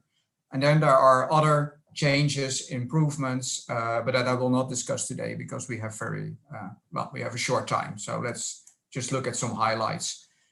I think a very important thing in the whole CAMS 81 project is that we deliver and include shipping emissions. They are being prepared by FMI, and they do that using automatic identification system data. It's important to know that these data are only available since 2014 in good coverage, and they use those in their emission model called STEAM to predict shipping emissions. And what you see here is the entire time series, but from 2014 backwards, it's a backcasting. These are CO2 emissions, so they are more or less show you fuel use. And of course, this is a trend, but it's more compelling to look at the real map of the shipping emissions. Again, these are CO2 emissions. And on the left-hand side, you see, I think a beautiful map of where the shipping tracks are, and you see directly where the red colors are. Those are the very busy shipping lanes, like, for example, in the English Channel, all the ships going to important ports like Rotterdam. These are CO2 emissions. If you would make the same map for another pollutant like sulfur dioxide, it would look different because there are certain sulfur emission control areas. As you can also see in the right-hand map, that with this AIS identification, we can also see the inland shipping traffic. However, this is still, the coverage is still not fully complete. So here we make a mix of a bottom-up estimate that we develop at TNO, and we use the FMI intensity data to distribute those emissions. What is important to say is that to avoid double counting, we remove the reported sea shipping emissions from countries. So countries would, for example, report fishing emissions because that's national, but it's also occurring on the sea, and we cannot distinguish that from the map you see in the left-hand side. So we avoid double counting here. I then jump to the next topic, agricultural NMVOC emissions. And those mostly arise from manure management and manure spreading, so related to animal husbandry. Some 5 years ago, we looked into this, and there was very incomplete reporting, but this has really dramatically increased. The quality is now really good, what the countries report. There are a few issues, and there is some gap filling needed, but not much. And what you see in this map is the previous version 4 map. And of course, you see a completely white picture. But if you look at the new map, you can see it's now fully filled. So we now have these NMVOC emissions added. And on the right-hand side, you see this bar chart, which is the emission time series 2000 to 2018 for NMVOC, with all the different source sectors in different colors. And the lowest two compartments, so orange and blue, are agriculture. So you can see there is now a rather continuous amount of NMVOC added to the whole time series. Not much change, which is logical because there's no big development in animal numbers or reduction in animal numbers, so this makes sense. However, since other NMVOC emissions are going down, then you can see that the relative share of agricultural NMVOC emissions is increasing. I should add that we also provide a speciation profile for these NMVOC emissions. So not all of these sources equally contribute, for example, to ozone formation. Another way to look at differences between the version 4, the previous version, which was reported in 2019, and the version 5, which uses reported data in 2020, is by simply subtracting them for a certain pollutant. So in this graph, and I'll just give you two examples, you can do this, I can make a lot of these graphs, I only want to show two examples. So here are SO2 emissions by country. And what we do is we subtract the amount reported in version 4 from the version 5. And in this case, you can see, if you can see my mouse, this is the zero level. You can see that it's mostly lower. So there are less emissions for SO2 being reported in the version 5. And this is mostly attributed to an adjustment in the emissions from Poland. And you can also see that this is consistent over the whole time series. So that's why it's important to not just add 1 year, but to really revise the entire time series. You can also look at that, at, for example, the most recent year that is available in both the version 4 and 5, that's 2017. And here we look at CO emissions, and we just look at a few selected countries. Germany is an interesting case here. You can see that Germany adjusted the CO emissions, so the carbon monoxide emission from road transport, gasoline and diesel upward. So there are now more emissions in the version 5 than in the version 4. It's also nice to see that this can also be, for one pollutant, there can be some sectors that are corrected upward, others are corrected downward. So sometimes you do not really see a change in the net emissions, but still there is a shift in which sector it comes from. So these improvements and changes really make these CAMS versions information really important. You should not mix them, and you should always be aware which one you use. Then I want to jump to the residential wood combustion emissions. This has already been explained to some extent by Augustin, so we closely collaborate in this topic. And we all know that wood burning is an important source of PM2.5, but part of these emissions are condensable compounds. And so there is a debate whether they should be included in the primary emissions or not. So not all countries include these, but I'm happy to say that there's an increasing adoption of this with condensable emissions included currently. However, countries still use mixed approaches, and that is shown in this graph, where you see the residential wood burning PM2.5 emissions for the same year, 2015, from 3 different versions. So in blue, orange and gray, you see respectively version 2, version 4, and version 5, which were reported in 2017, 19, and 20. And just, I pick out 3 cases just to show you that almost everything can happen. So you see here that for some countries, like for example, Spain here, the reporting is consistent throughout these different reporting years. For the Czech Republic, you see that after 2017, they changed the methodology, started to include condensables, and that means an increase in the reported PM2.5 emissions. And here, a case for Lithuania, another example where you can see that actually there was also a change in methodology, and then the emissions go down. So this makes it really difficult for source apportionment studies, for comparison with observations, as Augustin has shown. These maps of elemental carbon, they become really complicated to interpret if you have this mix of methodologies and you don't know exactly what countries used. So therefore, we have developed this, what is currently mostly referred to as reference 2. It's a sort of a science-based estimate where we apply consistently the same emission factors for all countries. And you see in this right-hand graph, you see the discrepancy between the reported emissions, as in 2019, and this reference 2 emission. And for some countries, you see big differences, but you should also note that for some countries like Belgium or Italy, the emissions are exactly the same. I'd like to take the opportunity to say that that's still a very crude first order approach, and that we are currently working on a better and more improved version of this reference 2, because we see it so important.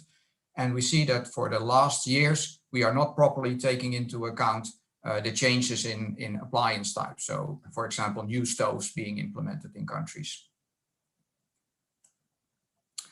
Then I come to my last topic. 2020 was an exceptional year. We all know that due to COVID-19, but we also realized that to model air quality, we cannot use, for example, 2018 emissions as an approximation for 2020. So we need a method to really make more accurate 2020 emissions. And we do that, for example, also together with other projects like Horizon 2020 project Verify. It's quite some work. And then we predict these year -1, in this case 2020, and year -2, 2019 emissions. The question is actually, do our proxies really also pick up these lockdown restrictions? And the answer is not always. But there's a solution for that. So what we decided to do is to develop a business as usual scenario. That means that we make 2020 emissions as if no COVID-19. And we combine that with the results from a dedicated project that will be presented by the next speaker, Mark Guevara, that gives reduction factors for these source sectors that are heavily impacted by the lockdowns. However, a very nice aspect of this approach with a business as usual is that we can also see the impact of other autonomous trends. For example, in 2020, the global sulfur cap for shipping fuels was introduced.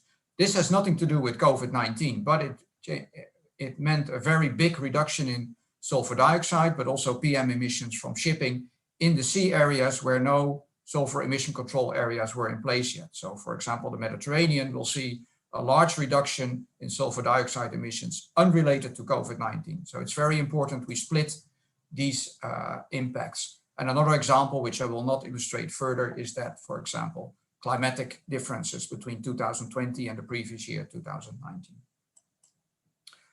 This is my final slide. So how does our estimated emissions look like? So you see here in the, let's say, the dark bars, you see the entire time series up to 2018. And then in a little bit lighter colors, you see the predicted emissions with our system. We first do this for 2017 and 2018, where we have data to compare with, and we see that the prediction is quite accurate. And then we do that for 2019 and 2020. You can see that the light bar 2020 is slightly lower than our predicted business as usual. And we see that for some source sectors, for example, the top one, red, is public power. We have really good activity data. We think we do a good job. But for other, we really need a separate approach, for example, road transport. And so therefore, this business as usual scenario for 2020 is really important, and it will be used basically shown in the presentation from the next speaker, how we can bring that together into a very accurate year 2020 emission data set. And with that, I thank you for your attention from the entire CAMS 81 team. Thank you very much, Hugo, for this presentation. I think for anyone not a specialist in emissions, it's always staggering to see the detailed work that is needed to estimate emissions, and that cannot be done from a distance. It has to be looked in detail. And I'm thinking about a very difficult question for you. In the coming period for Copernicus, there will be two big changes for CAMS. One is that we will have a national collaboration program, which will allow us to work more with the national experts looking at emissions at the national scale. And the other big evolution is the arrival of geostationary observations, and especially Sentinel-4. How would you compare the two? Which avenue would you think will bring more advances in emissions, if you can compare the two, the increased collaboration with national experts or the wholly satellite-based observation of certain pollutants? That is indeed a challenging question. I will give two answers. So on the regional scale, let's say the national scale, I think the collaboration with national experts will be really important. If you, the thing is with air quality, you can achieve a lot in your own country, and there you need to have to implement these measures, and you also see the benefit locally. So I think with a good discussion, and also with CAMS products, possibly further supporting sometimes maybe painful choices in a country can really be, I think there's really much more possible. And you've seen the presentation by Laurence. She already said, you know, it's complicated to how to bring this from every country and how to make it acceptable at the country level. And I think for that interaction can really work. And also I think from the emission sides, we could really help there. However, you have to realize it's time consuming. If you have 30 different countries and you need to discuss with all of them. So we need to really have a good program for that, because otherwise, we either do it for some countries, but we can't do it for all. So this is a problem. Then we jump to your question about the satellite-based emissions. I think that's a very exciting development, and it will really help us, but it's more on a larger scale, I think. So a little bit less on what is happening in let's say, Bordeaux or Rotterdam or Zurich, but more on a global scale perspective, continental scale. What are the trends? Do we really see those that are our emission reduction trends that are often calculated on paper? Do we really see them from the atmosphere? Do we see them with the satellites? And if not, why not? And this can have multiple reasons. As you said, it's complicated. It's chemistry, it's atmospheric chemistry. So I see these as two different, roads, parallel roads that both need to be explored. I'm not sure if that's a satisfactory answer, but it is. You can have cheese and dessert. In the sense, we will have the two, and I think yes, I agree that the two will be really important. So thank you very much, Uro. There is a question from Leonor about the emission data set that is used for the regional production of the interim reanalysis for 2020. That will still be version 4, because this version 5 is only released. Well, it's not even released. It's actually submitted to ECMWF for checking. And also this 2020 emission data set, that is what really ongoing work, and we hope to have it ready, let's say around September or so, but it's not yet there. So yeah, for the interim reanalysis, it could not be used, but certainly for the reanalysis based on validated observation, which will be computed in a year's time approximately, this will be on board. Absolutely, yeah. Thank you, Uro. Now we move to a presentation that you have already introduced, and I'm very glad to introduce Marc Guevara, working at the Barcelona Supercomputing Center. And I'm very grateful to Marc and colleagues to have been so agile in responding to a request that we had to try build on top the CAMS regional emissions and develop emission factor changes, because it's not all reduction, as you will see. And Marc and colleague have been very fast in producing that, which then has had quite a spectacular success for all the teams in Europe wanting to do detailed air quality modeling. So Marc, the floor is yours.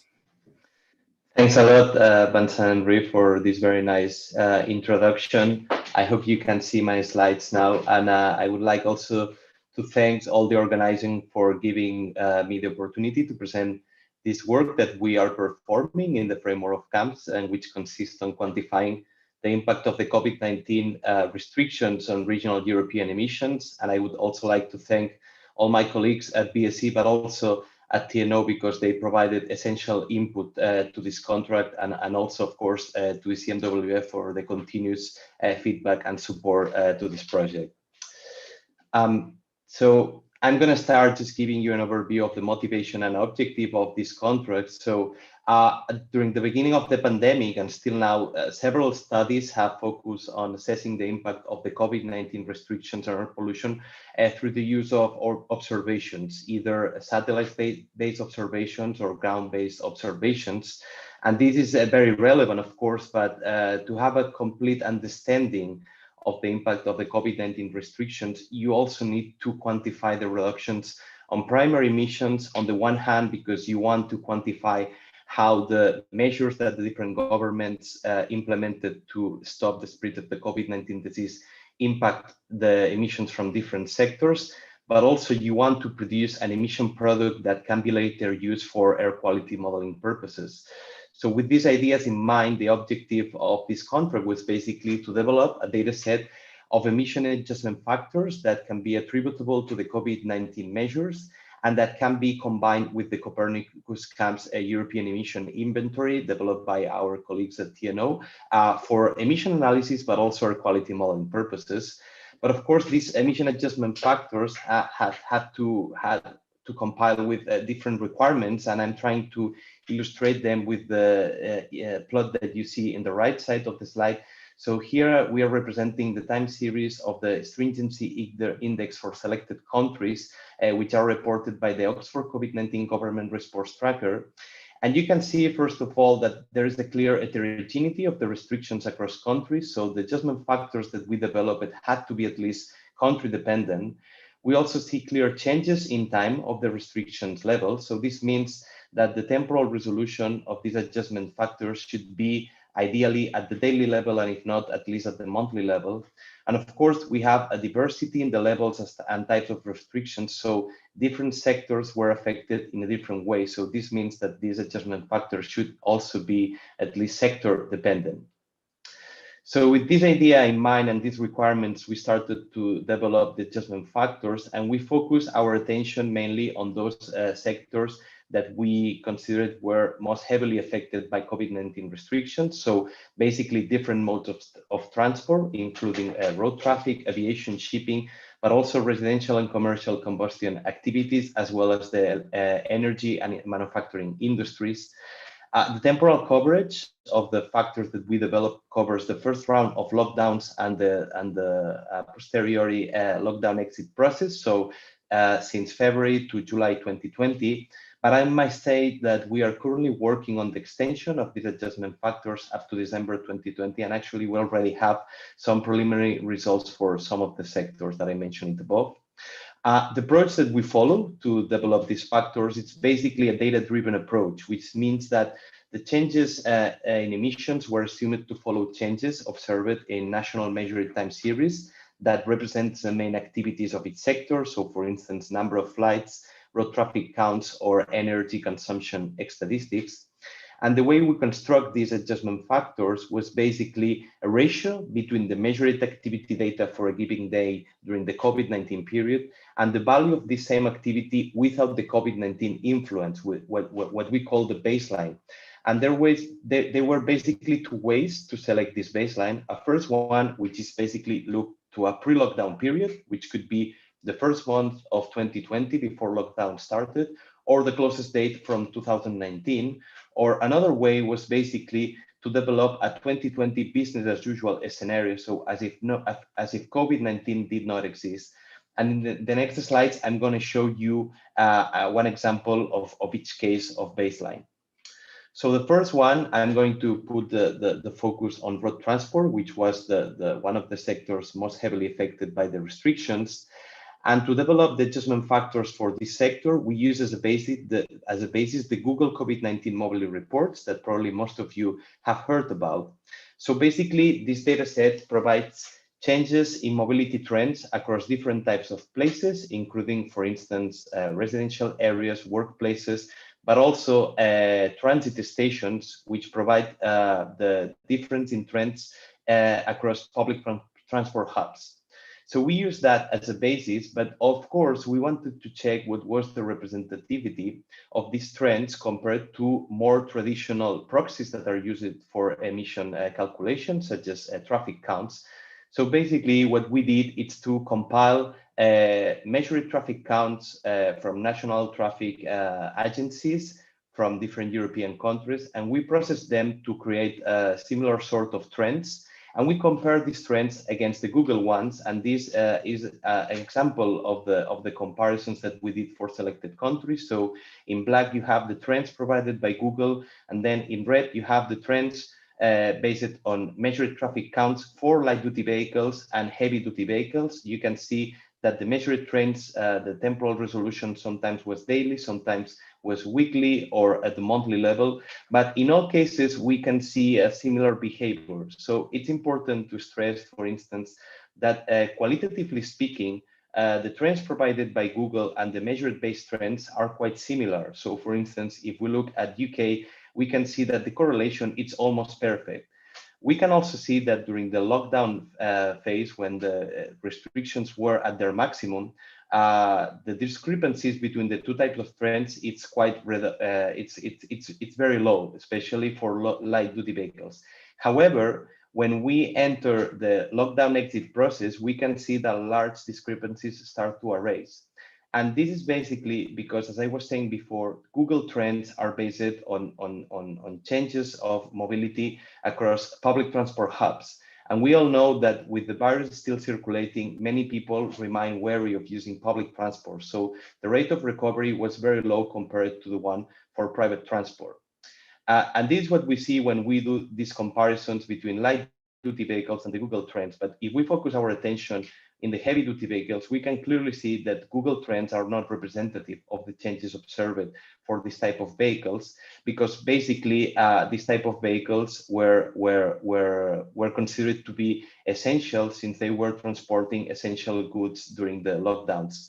So what we did when we saw the results of this intercomparison, basically we calibrated the original Google mobility trends with the measured based trends. And I really think this is an added value of this work, because so far, most of the work that have been focusing on quantifying the impact of COVID-19 on emissions have used Google as it is reported without doing any type of calibration. So I think this really brings an added value to this CAMS product.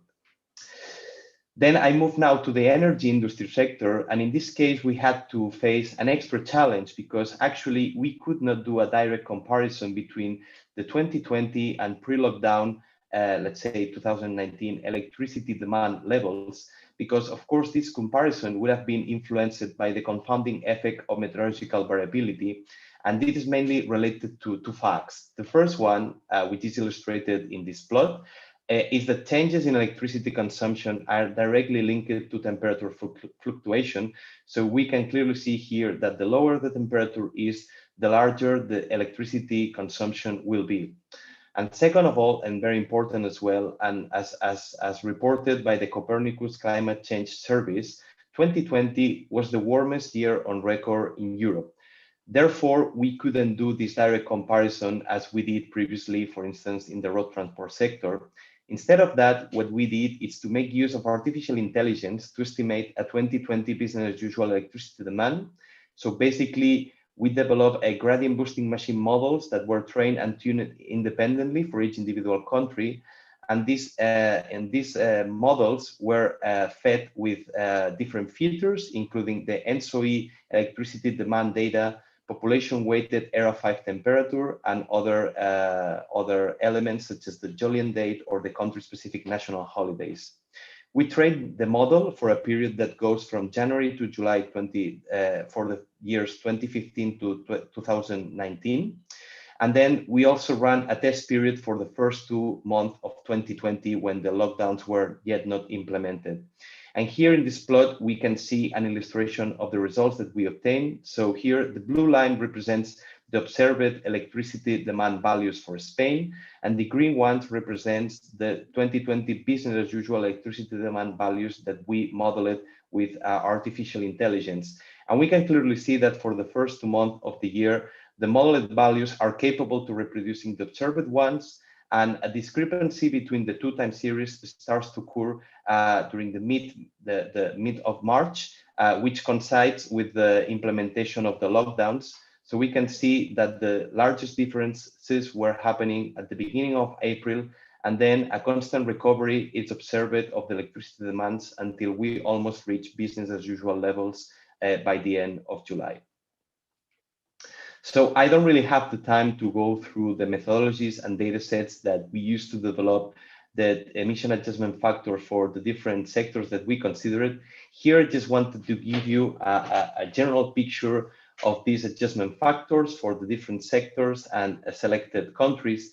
And I just wanted to highlight 2 points. The first one, and as I was already mentioning in the case of road transport, is that we not only considered differences between sectors, but also between activities that are reported within the same pollutant sector. So for instance, before I was mentioning these differences between light duty vehicles and heavy duty vehicles, but a similar thing can be seen when we are comparing different industrial branches. So for instance, the reductions that we compute for the petroleum refining industry was lower to the one that we compute for other types of industries that were not considered to be essential during the lockdowns. And on the other hand, we can see also cases where opposite effects happen between different activities that are reported within the same sector. So for instance, when we compare changes in the residential and commercial combustion activities, in the first case, we can clearly see that there was a slight increase of the emissions because basically people were spending more time at their homes. Whereas in the case of the commercial combustion activities, a large drop was observed in most of the countries because a lot of public and commercial buildings were forced to close. Finally, it's also interesting to see as well the heterogeneous impact of the restrictions across the different sectors. So for instance, we can see the aviation sector was the one that suffered the largest drop, and the reductions remain almost unchanged until the beginning of July, where we can see a modest rebound, basically linked to the beginning of summer holidays. But for instance, in the case of road transport light duty vehicles, we see that the drop in emissions was also quite important. But on the contrary, we see that when the restrictions started to ease, there was an important recovery during the month of May, June, and July. And by the end of July, most countries were already close to the business as usual levels again. And as I was saying at the beginning of the presentation, the main objective was not only to develop these emission adjustment factors, but to combine them with the CAMS regional emission products so that we can perform a specific emission analysis and also contribute to air quality modeling efforts.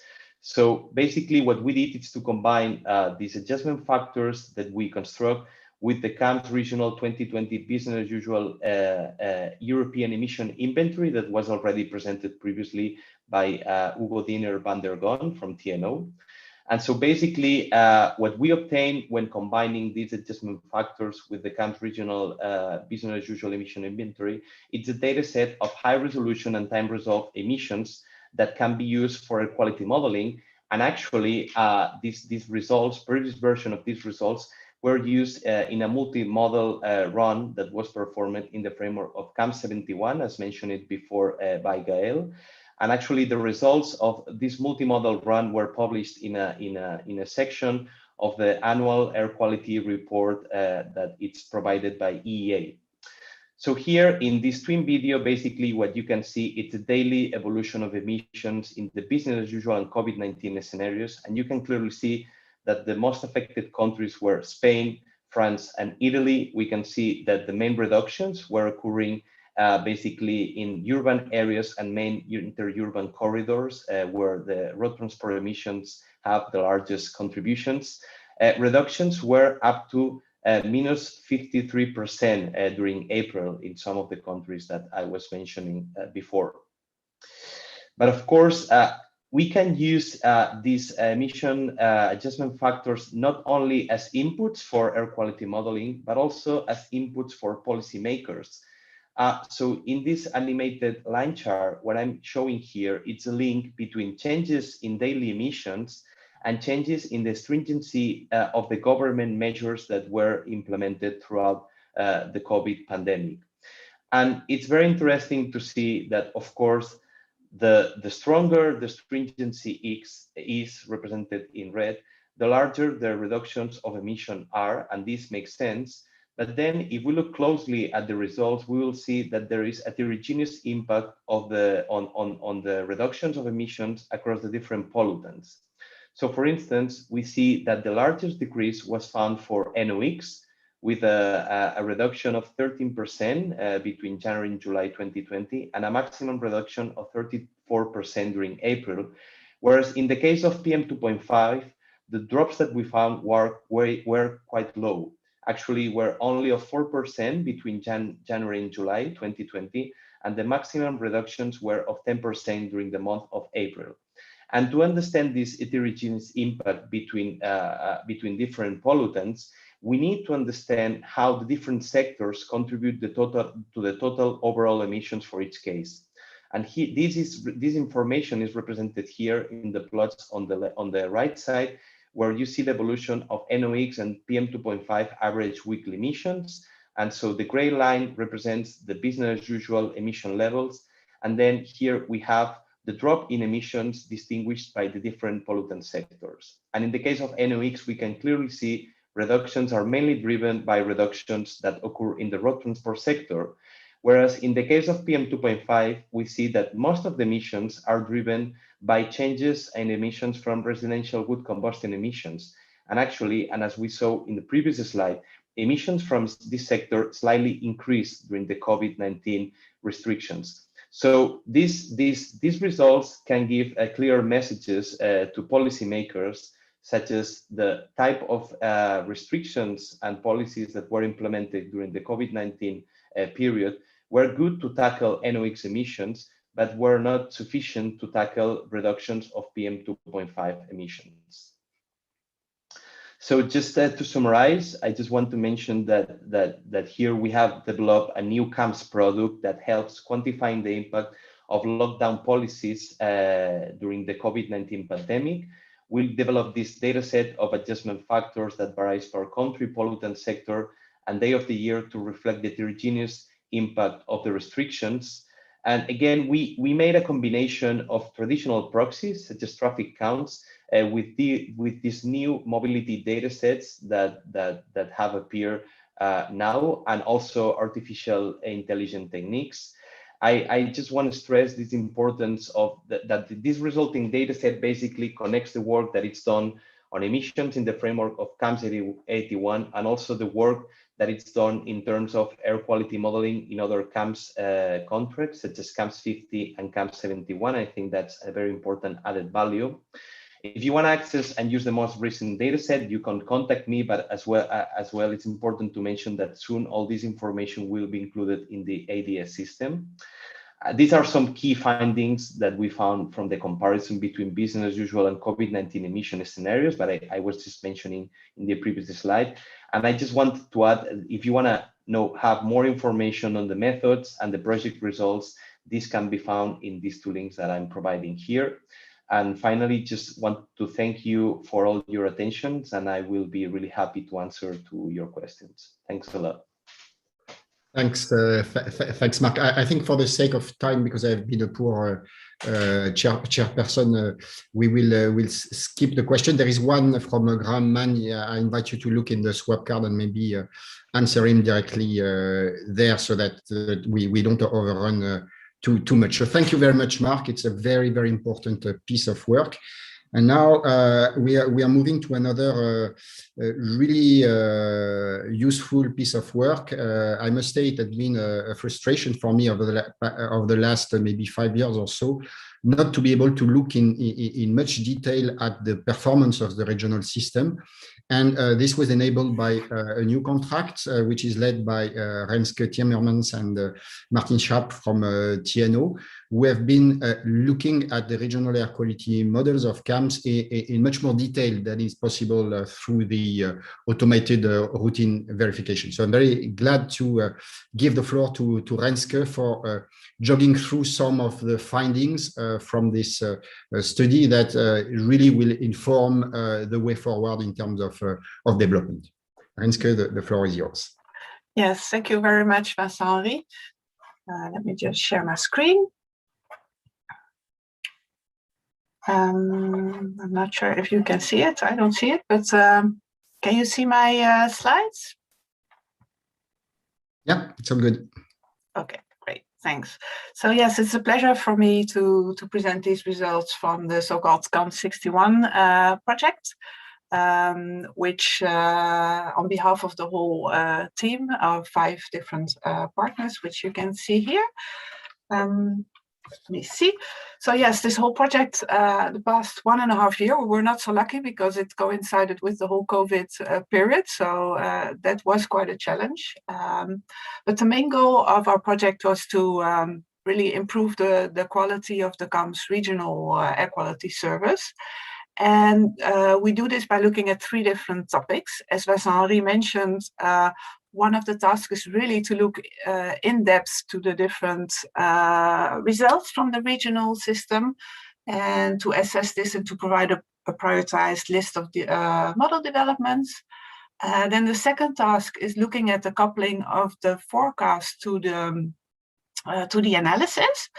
And then a third task is devoted to the provision of a generic tool, which should prepare the different systems for the data assimilation of Sentinel-4, but also the current Sentinel-5P observations.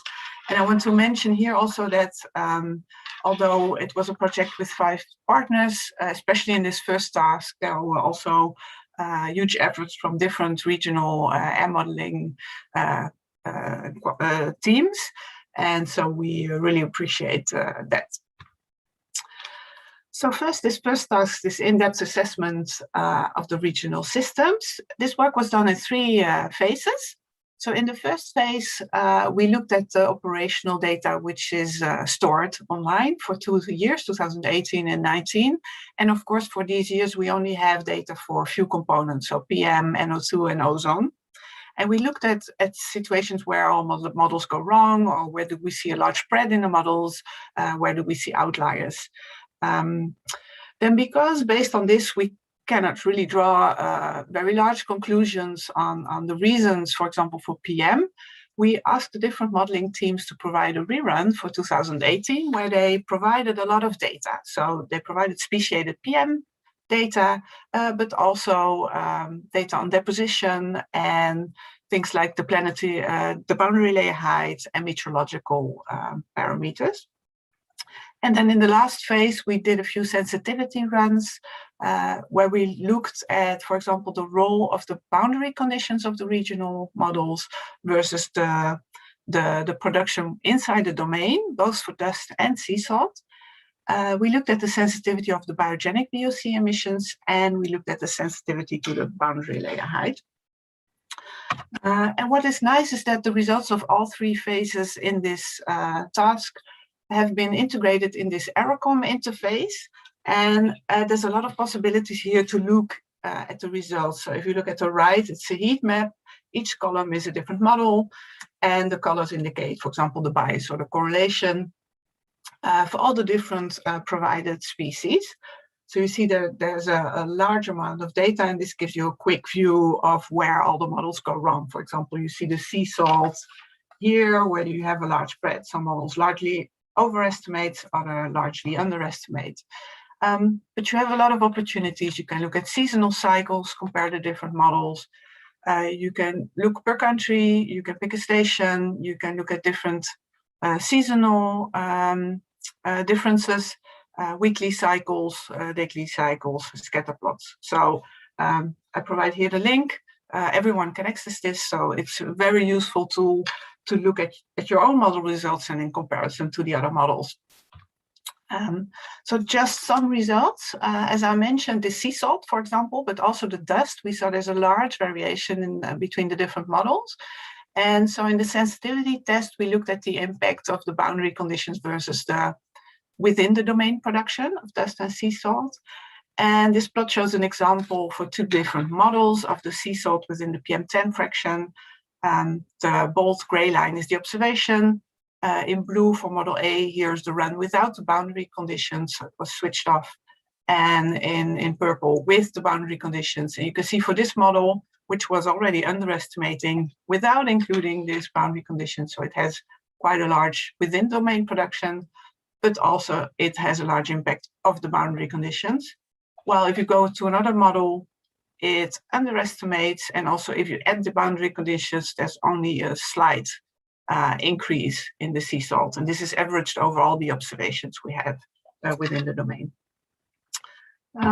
Then there was a specific focus on the ozone in the Mediterranean. We saw that the models have some difficulty reproducing the ozone in this region. I show a plot for Madrid. You can see, I'm not sure if I have the correct plot, but what we saw is that there was a large variation within the daily cycles. I think this is the error actually in the ozone, not the ozone itself, but for the highest ozone values, you can see the error, and some models overestimate during the day, underestimate during the night, and the same for the seasonal cycle. Most models have a different behavior, so that really complicates things.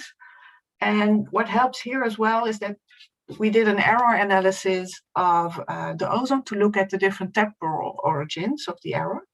And what you see here is the mean squared error in summer and winter for the different models. I see the things have shifted, but each bar is one model. And you can see that in the winter, the largest part of this error is because of the seasonal component. So it's a large time scale component. It can be different processes. So we know, for example, deposition is one of the processes. If you underestimate or overestimate this, this would appear in this blue bar. If you look in summer, then you also, this red part becomes larger. So that's the diurnal component. And that's what we also saw, that main models have a difficulty in representing this diurnal variation because of the mixing and the ozone production during the day. Unfortunately, I don't have time to go into details, but tomorrow afternoon during the parallel session, there will be 2 presentations on this topic from this project by Hilde Vageli on the PM and by Dean Baudalo on this Mediterranean ozone. So if you want to see more, then you should join this session in the afternoon tomorrow. So going to the second task, we investigated this coupling of the forecast to the analysis. And after a literature study, we did some tests ourselves with 3 different models where we initialized the forecast on the analysis. And we did that with forecasts starting at different times. We looked at different seasons, different species separately or together. And you can see here a result for the PM2.5 fractional growth error for the winter period for 3 different models. In blue, it's the error in the analysis, which is lower than the error in the forecast, which is in red. And the other colored lines are the forecast starting at different times. And what you see is that the error, it starts at the error of the analysis, but then quickly it increases again towards the error of your free running forecast.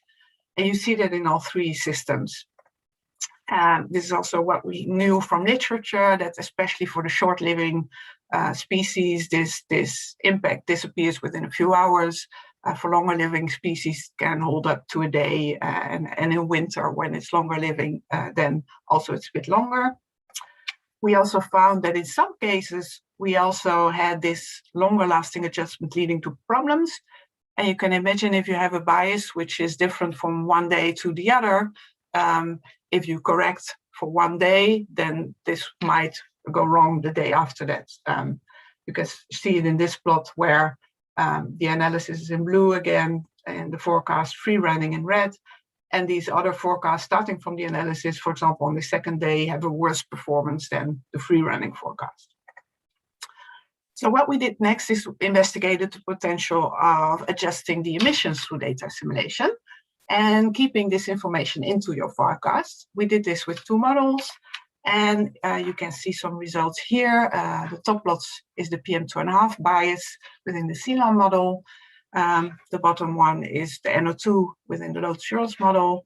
In the left, it's the initial state, so what I just presented, where you can see it quickly goes back from the analysis, the blue line, to the red line, the free running forecast. But if you look at the right plot, when we have adjusted emissions through, for example, an ensemble Kalman filter, data simulation system, and you you keep these adjusted emissions prolonged into your forecast, you can see that this improvement lasts quite long. For NO2, it's a bit harder to see, but also here, these forecasts with the adjusted emissions stay close to your analysis result. So here, there's a few questions popping up. So not all the modeling systems have a data simulation system which can adjust emissions. So could these updates be used by other models? How does this compare to bias correction methods? Because obviously here for PM, the main reason is also that there's a bias in PM. So if you adjust your emissions and you keep that in your forecast, that will have an impact. And how does this such an improvement compare to improvements if you just improve the quality of your model or the inputs of your model? So tomorrow there's a nice session in room A on this observation-based emission fluctus. There will be a presentation by Mikhail Sofiev also in a bit more detail on this, this work that we've done. Then I quickly go to the last task. So in this last task, we produced a tool, which is called the CSO tool, which is a generic tool which should be used, able to be used by all the models. And it contains two parts. So it contains a preprocessor for the satellite data, where you can download, select, or filter, or convert the data.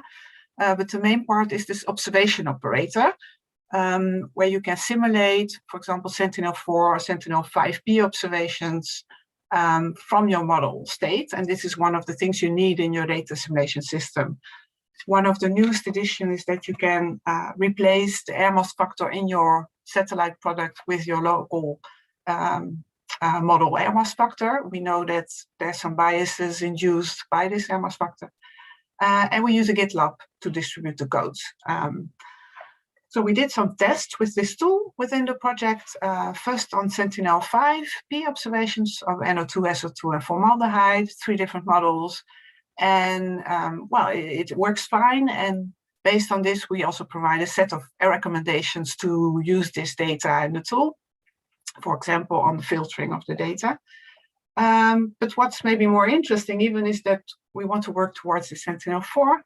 So we did an experiment where we produced a synthetic data set of Sentinel-4 data based on the tool and the Monarch model by BSC, and they use the machine learning algorithm to generate, for example, the retrieval errors and the kernels in this simulated satellite product.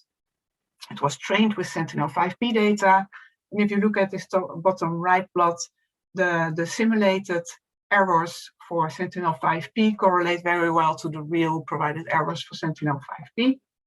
And we are currently testing this in the data simulation of Sentinel-4. It's a very hectic month for us, the last month in the project, but we are hopefully we'll have some results very soon for this. So maybe some last comment. If you would like to get this tool and test it, please send us an email. And the last task in this work package is to provide a research and development plan for emission estimates, where we also should focus on this upcoming Sentinel-4. And this will be a topic in the discussion session tomorrow afternoon in room A. So with this, I would like to thank you for your attention and thank also all the partners in the project for all the hard work in this challenging 1.5 year, also online mostly, or everything online, yeah. Thanks, thanks, Kerry. It's indeed a massive amount of work that has been done by the partners in CAMS 61, but also by almost all the groups in the CAMS regional production that have joined forces. So that's really really important. Lots of material that is coming in the form of first reports that will be made available fairly shortly, but then I suppose a number of important science publications, because it's quite rare to have this opportunity to look in so much detail, and you could only in a few minutes scratch the surface of the results, both on the comparison of model or the forecast, but it's yeah, really important work. I can't see a question now, but I think as we are overrunning, maybe I would invite people to ask them in the chat of SwapGuard so that you can answer the question. And thank you really, Renske. We can move to the last but not the least presentation of this session. It will focus on pollen. As you know, pollen is an area where for a long time, since I think the MAC project quite long ago, modeling pollen is part of the air pollution, air quality modeling.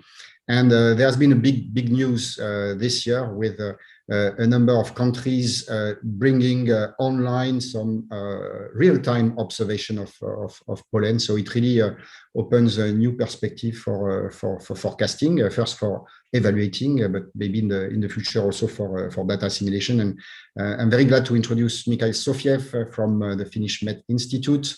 You will see Mikhail in many presentations in this General Assembly, and the reason is that Mikhail is a key partner in CAMS, but since the beginning of the series of GEMS and MAC and MAC2, etc. projects. So I'm glad to give the floor to Mikhail to speak about pollen. Thank you very much, Vincent Ray. Thank you for this introduction. Let me share the screen and proceed with the pollen presentation, which is built on contributions of several teams.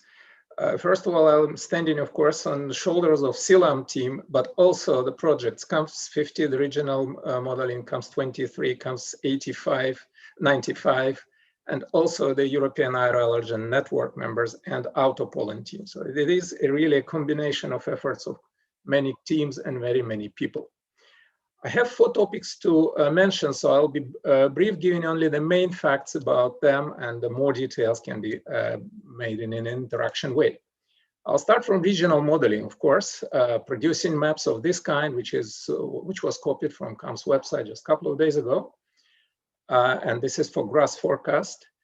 The models have to be evaluated, so a lot of efforts were put in data service acquisition from within CAMS 23 from European Air Allergen Network, EAN. I will mention this abbreviation many times, which provided us a subset of their observations for 100 stations all over Europe, spread very homogeneously, as you can see here. Vincent Ray already mentioned the real-time pollen monitoring, which is part of CAMS 23 as well. And that there are a few countries already now who introduced the operational or trial operational activities delivering the real-time data.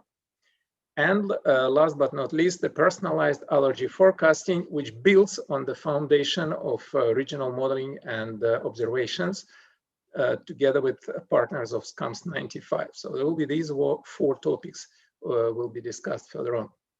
So let's start from regional pollen forecasting. It was already mentioned a couple of times. By end of 2020, we had the forecasting species for 5 pollen types mentioned here. And the new species is 2021 mugwort. The distribution is on the right-hand side on this map. You see it's spread all over Europe, but very inhomogeneously. And probably it spreads even further than this map shows, but this is where we have data for. The first generation model for mugwort, which is being introduced just today, it is upgrade 4 of CAMS 50, so mugwort will be operational since tomorrow. But the first generation of the model was in 2015, and it was from one side quite promising in the north. You can see correlation coefficient here, and pretty much a disaster in the south. We tried not to look at this map for quite a few years. The reason was identified almost immediately that the many species flowering in different times. Europe has more than a dozen only key species of mugwort, and they flower from June all the way to December or even through the winter to January. And the nasty part is that pollen is indistinguishable, which means that the existing analysis does not understand what type of mugwort species pollen it sees. And the only way to do that was somehow manually separate this species from each other and taking the sub-time series just by manual work. That was done by 2020, end of 2020. So in the end, we finished with 5 key mugwort subclasses. They were identified. The EAN observations were manually split to these classes, and 5 mugwort models under a common umbrella were built. And the effort paid off. So this is now version 2 model and the same correlation coefficient compared to the upper map. You see that the results clearly better. And that is what is now implemented in CAMS 50. We have a couple of issues in Pyrenees, in mountains, and also Mediterranean coast, but where 5 subclasses is simply not enough. We need additional 1 or 2 classes. The models have to be evaluated, as I said, and by far the most advanced network worldwide is the European aeroallergen network. In fact, there is nothing comparable to it in any other countries, maybe except for Japan. And the network is unique in a sense that this is a system existing for decades. It is privately run, a voluntary association of national networks. It uses the manual analysis of daily samples and has a weekly monitoring cycle, again, going through many decades. And in fact, the device which is used by the network was invented in 1951, and since then stayed practically unchanged. And the data were made available for CAMS after something like 5 years of negotiations, and a lot of goodwill and a lot of persistence and patience were executed from both sides. But in the end, we were able to celebrate, and the data were made available for CAMS by EAN. And I should say that this is first time in EAN history when the network shares that much of data on a regular basis with anyone. And the goal, of course, for the sharing is the evaluation of CAMS pollen forecasts. A typical view when we look at a single station, this is Vienna in 2020, the evaluation of the season of grass. Vienna is coordinating, Medical University of Vienna is coordinating EAN, so I just picked that picture for it. Different models are shown here, some are higher, some are lower, but the main message was that the season was reproduced, and in 2020, the sufferers of grass allergy had quite reliable forecast as we know now. If we look at other species, that's the correlation coefficient here once again, birch, grass, olive, and ragweed, 4 species operational in 2020. In fact, we don't have major problems except for mountain regions and a few specific places where some understanding of what was going on is clearly needed. A bit of an issue is olive, and this source is next for the review. We clearly have some issues there, especially in the mountains. The most important for allergy sufferers is not even that much the absolute amount of pollen. They know that if something is in the air, they will be already feeling symptoms. But the most important parameter for them is start of the season. And the error there is really what we should minimize by all means possible. So this is now showing the start of the season error in the start of the season. As long as it's yellow, it means that the forecast was correct.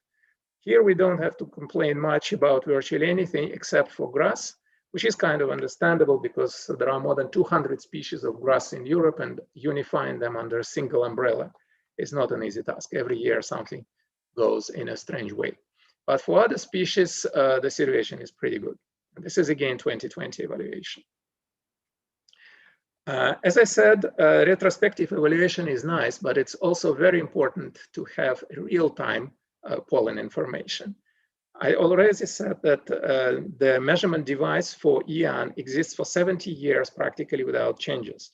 And there was always a temptation to make use of technology and make something really real-time operational for pollen. The attempts were not very successful, except for Japan. I mentioned it once. They established automatic network for Japanese cedar, a single pollen monitoring network for Japan. And that was the first one. There is nothing else. There was nothing else till last year, in fact, when in Europe, several countries started introducing the operational real-time monitoring, and the UMetNet created an auto pollen program, and CAMS came up with help for it, and the work package 5 of CAMS 23 is dedicated to that one. And what is shown here now is the list of just stations which exist in the network. The whole story started in Bavaria in Germany now and spread now to other parts of Germany. And Switzerland is now the second country who is building the operational networks. There are other locations in the UK. Serbia is also operational, I should mention it. Novi Sad site over here. There is also Croatian site in Lithuania and in Finland. These are the locations providing the information to the network. And just accidentally, when the update of 2021 was coming in Finnish TV, there was a big discussion on allergy and pollen allergy specifically. And Professor Mika Mäkelä, one of leading allergologists in Finland, said that we are just now observing the start of new era of pollen observations. And it was, of course, very pleasant to hear. So what do we get with this operational parts? That's the example of it for birch in Munich, where the whole story started in 2019 with the introduction of the first in Europe operational devices. For the comparison, this is what we get for 2021 observations for birch season in Munich. The green is EAN observations, which were available by the end of April. In May, they were not available, so we did not know whether this tail of the season is right or not. We knew that we were good at the beginning.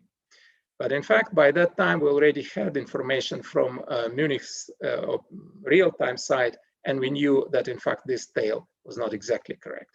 So the season is very late, and we were able to catch that, but it was also short. And this is where our model did not perform that well. The season was actually really, really low, and the end part of it was underestimated. We saw that from operational devices, from monitors, but not yet from the manual devices of EAN. So this is the added value of really real-time monitoring of pollen. Another example came from Finland with about the same situation when we were able day by day, hour by hour, look through all the seasons of alder, then birch, then ash, then pine. And two of them were modeled, alder and birch, and we saw the same situation. The beginning of the season was really reproduced very well, but the end we are overestimated. So again, the season was very late, but also pretty short. So, and again, for looking at EAN observations when they were available, we had them till the end of April, but in Finland, the season is May. So in fact, going through this May with the forecasting of CAMS models, we did not have any information from EAN monitors, but we do have them from now from the real-time monitors. So coming to the final part of the talk, the personal allergy symptom forecasting, the PASIFO project was building on the foundation established by the modeling and the observation activities.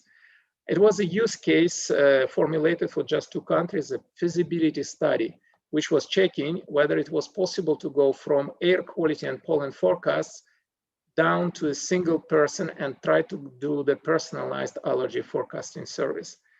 A pretty complicated scheme shown here actually hammers down to the same question. If we take CAMS ensemble, air quality and pollen forecast, enrich it with high resolution and extra pollen species from regional forecast, and use the patient hay fever diary symptom reports maintained by Medical University of Vienna and introduced by people in living life using the mobile app, which was developed as a part of PHFD. Can we take this information in retrospect and make a short-term personal symptom forecast? And of course, since we have many people, we can end up with mean symptom forecast for the territory. Can we do this? It proved to be a reality, so this feasibility study was considered as a success. So we did show that this is in fact possible. In particular, the practical outcome from PASIFO was this app, which allowed people who introduced sufficient amount of data see the forecast for the next few days for their potential symptoms, assuming that they stay at the same place where they were previous week. And last but not least, using many people information and forecasts for their symptoms, it was possible to combine air quality index pretty much as EEA understands it and defines it for Europe, and the pollen index as allergologists suggest, it was possible to bring it all together to allergy risk and combine these two information parts into a trial feasibility proof allergy risk map.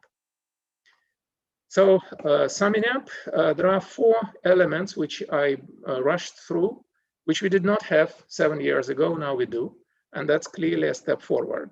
It is a forecast for 6 key allergenic species in Europe. There is nothing comparable to that anywhere in the world. Pollen data service from EAN, which is again a unique network worldwide, and it provided us the support for forecast evaluation, and we provided them support for the network and their visibility, which they really need. In parallel, the second leg for the observations was started a newborn UMetNet auto pollen program for real-time pollen monitoring, which is just 2 years old, but already brings some fruits and brings additional information.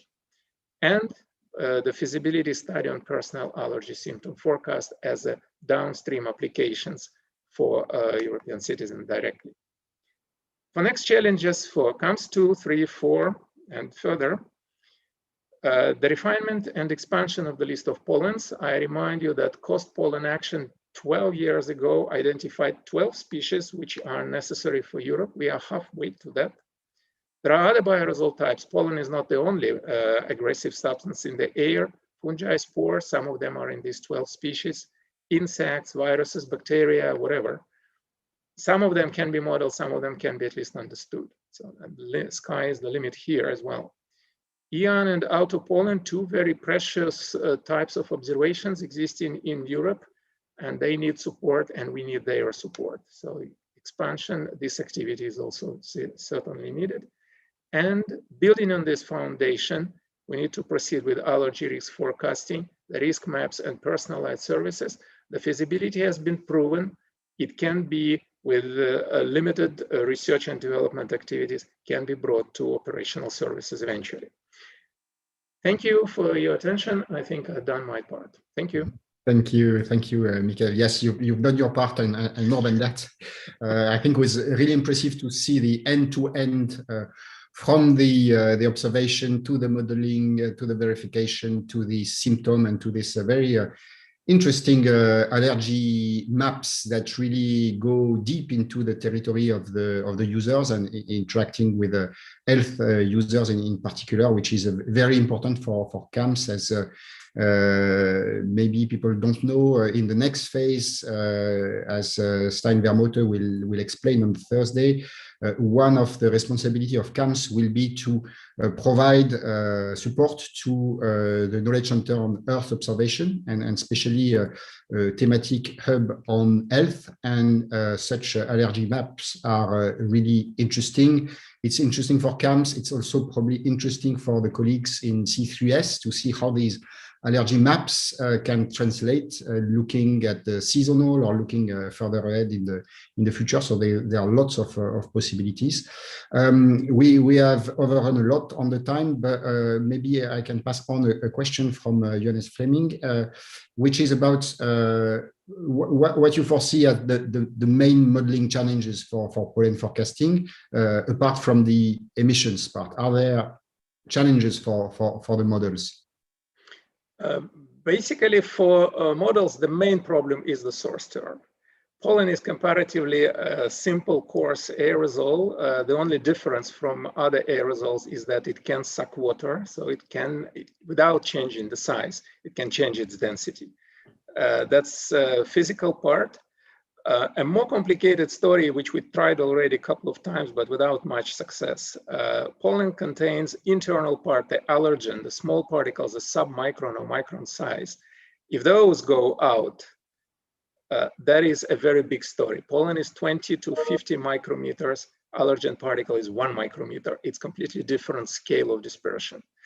But I have to confess that among aerobiologists and allergologists, there is roughly 50-50 people who believe that free allergen can fly in the air and can be found there. And the others who tried to find it say, guys, we do not see it. So there is still a big question mark, and this is clearly a next step in the challenge. We know that in the lab, it's possible to get allergen out of pollen, and it happens on a regular basis. Whether it survives in open atmosphere, we don't know. So that's probably the breakthrough part, which will be within the next few years. Thank you. So more work also on the modeling part. So thank you very much, Mikhail. Thanks to all the speakers for this session. It was only a collection of talk, but I think it gave a good collage of the range of activity in the regional part of CAMS. I'm sorry I didn't manage to time that well, so we have overrun quite substantially. Nevertheless, you still have a break of about 1 hour and a half for lunch. We will reconvene at 2:30 continental time, and we'll start at 2:30 sharp. So thank you all for your participation, for the questions to the speakers, and we'll be back in just above 1 hour and a half. See you later.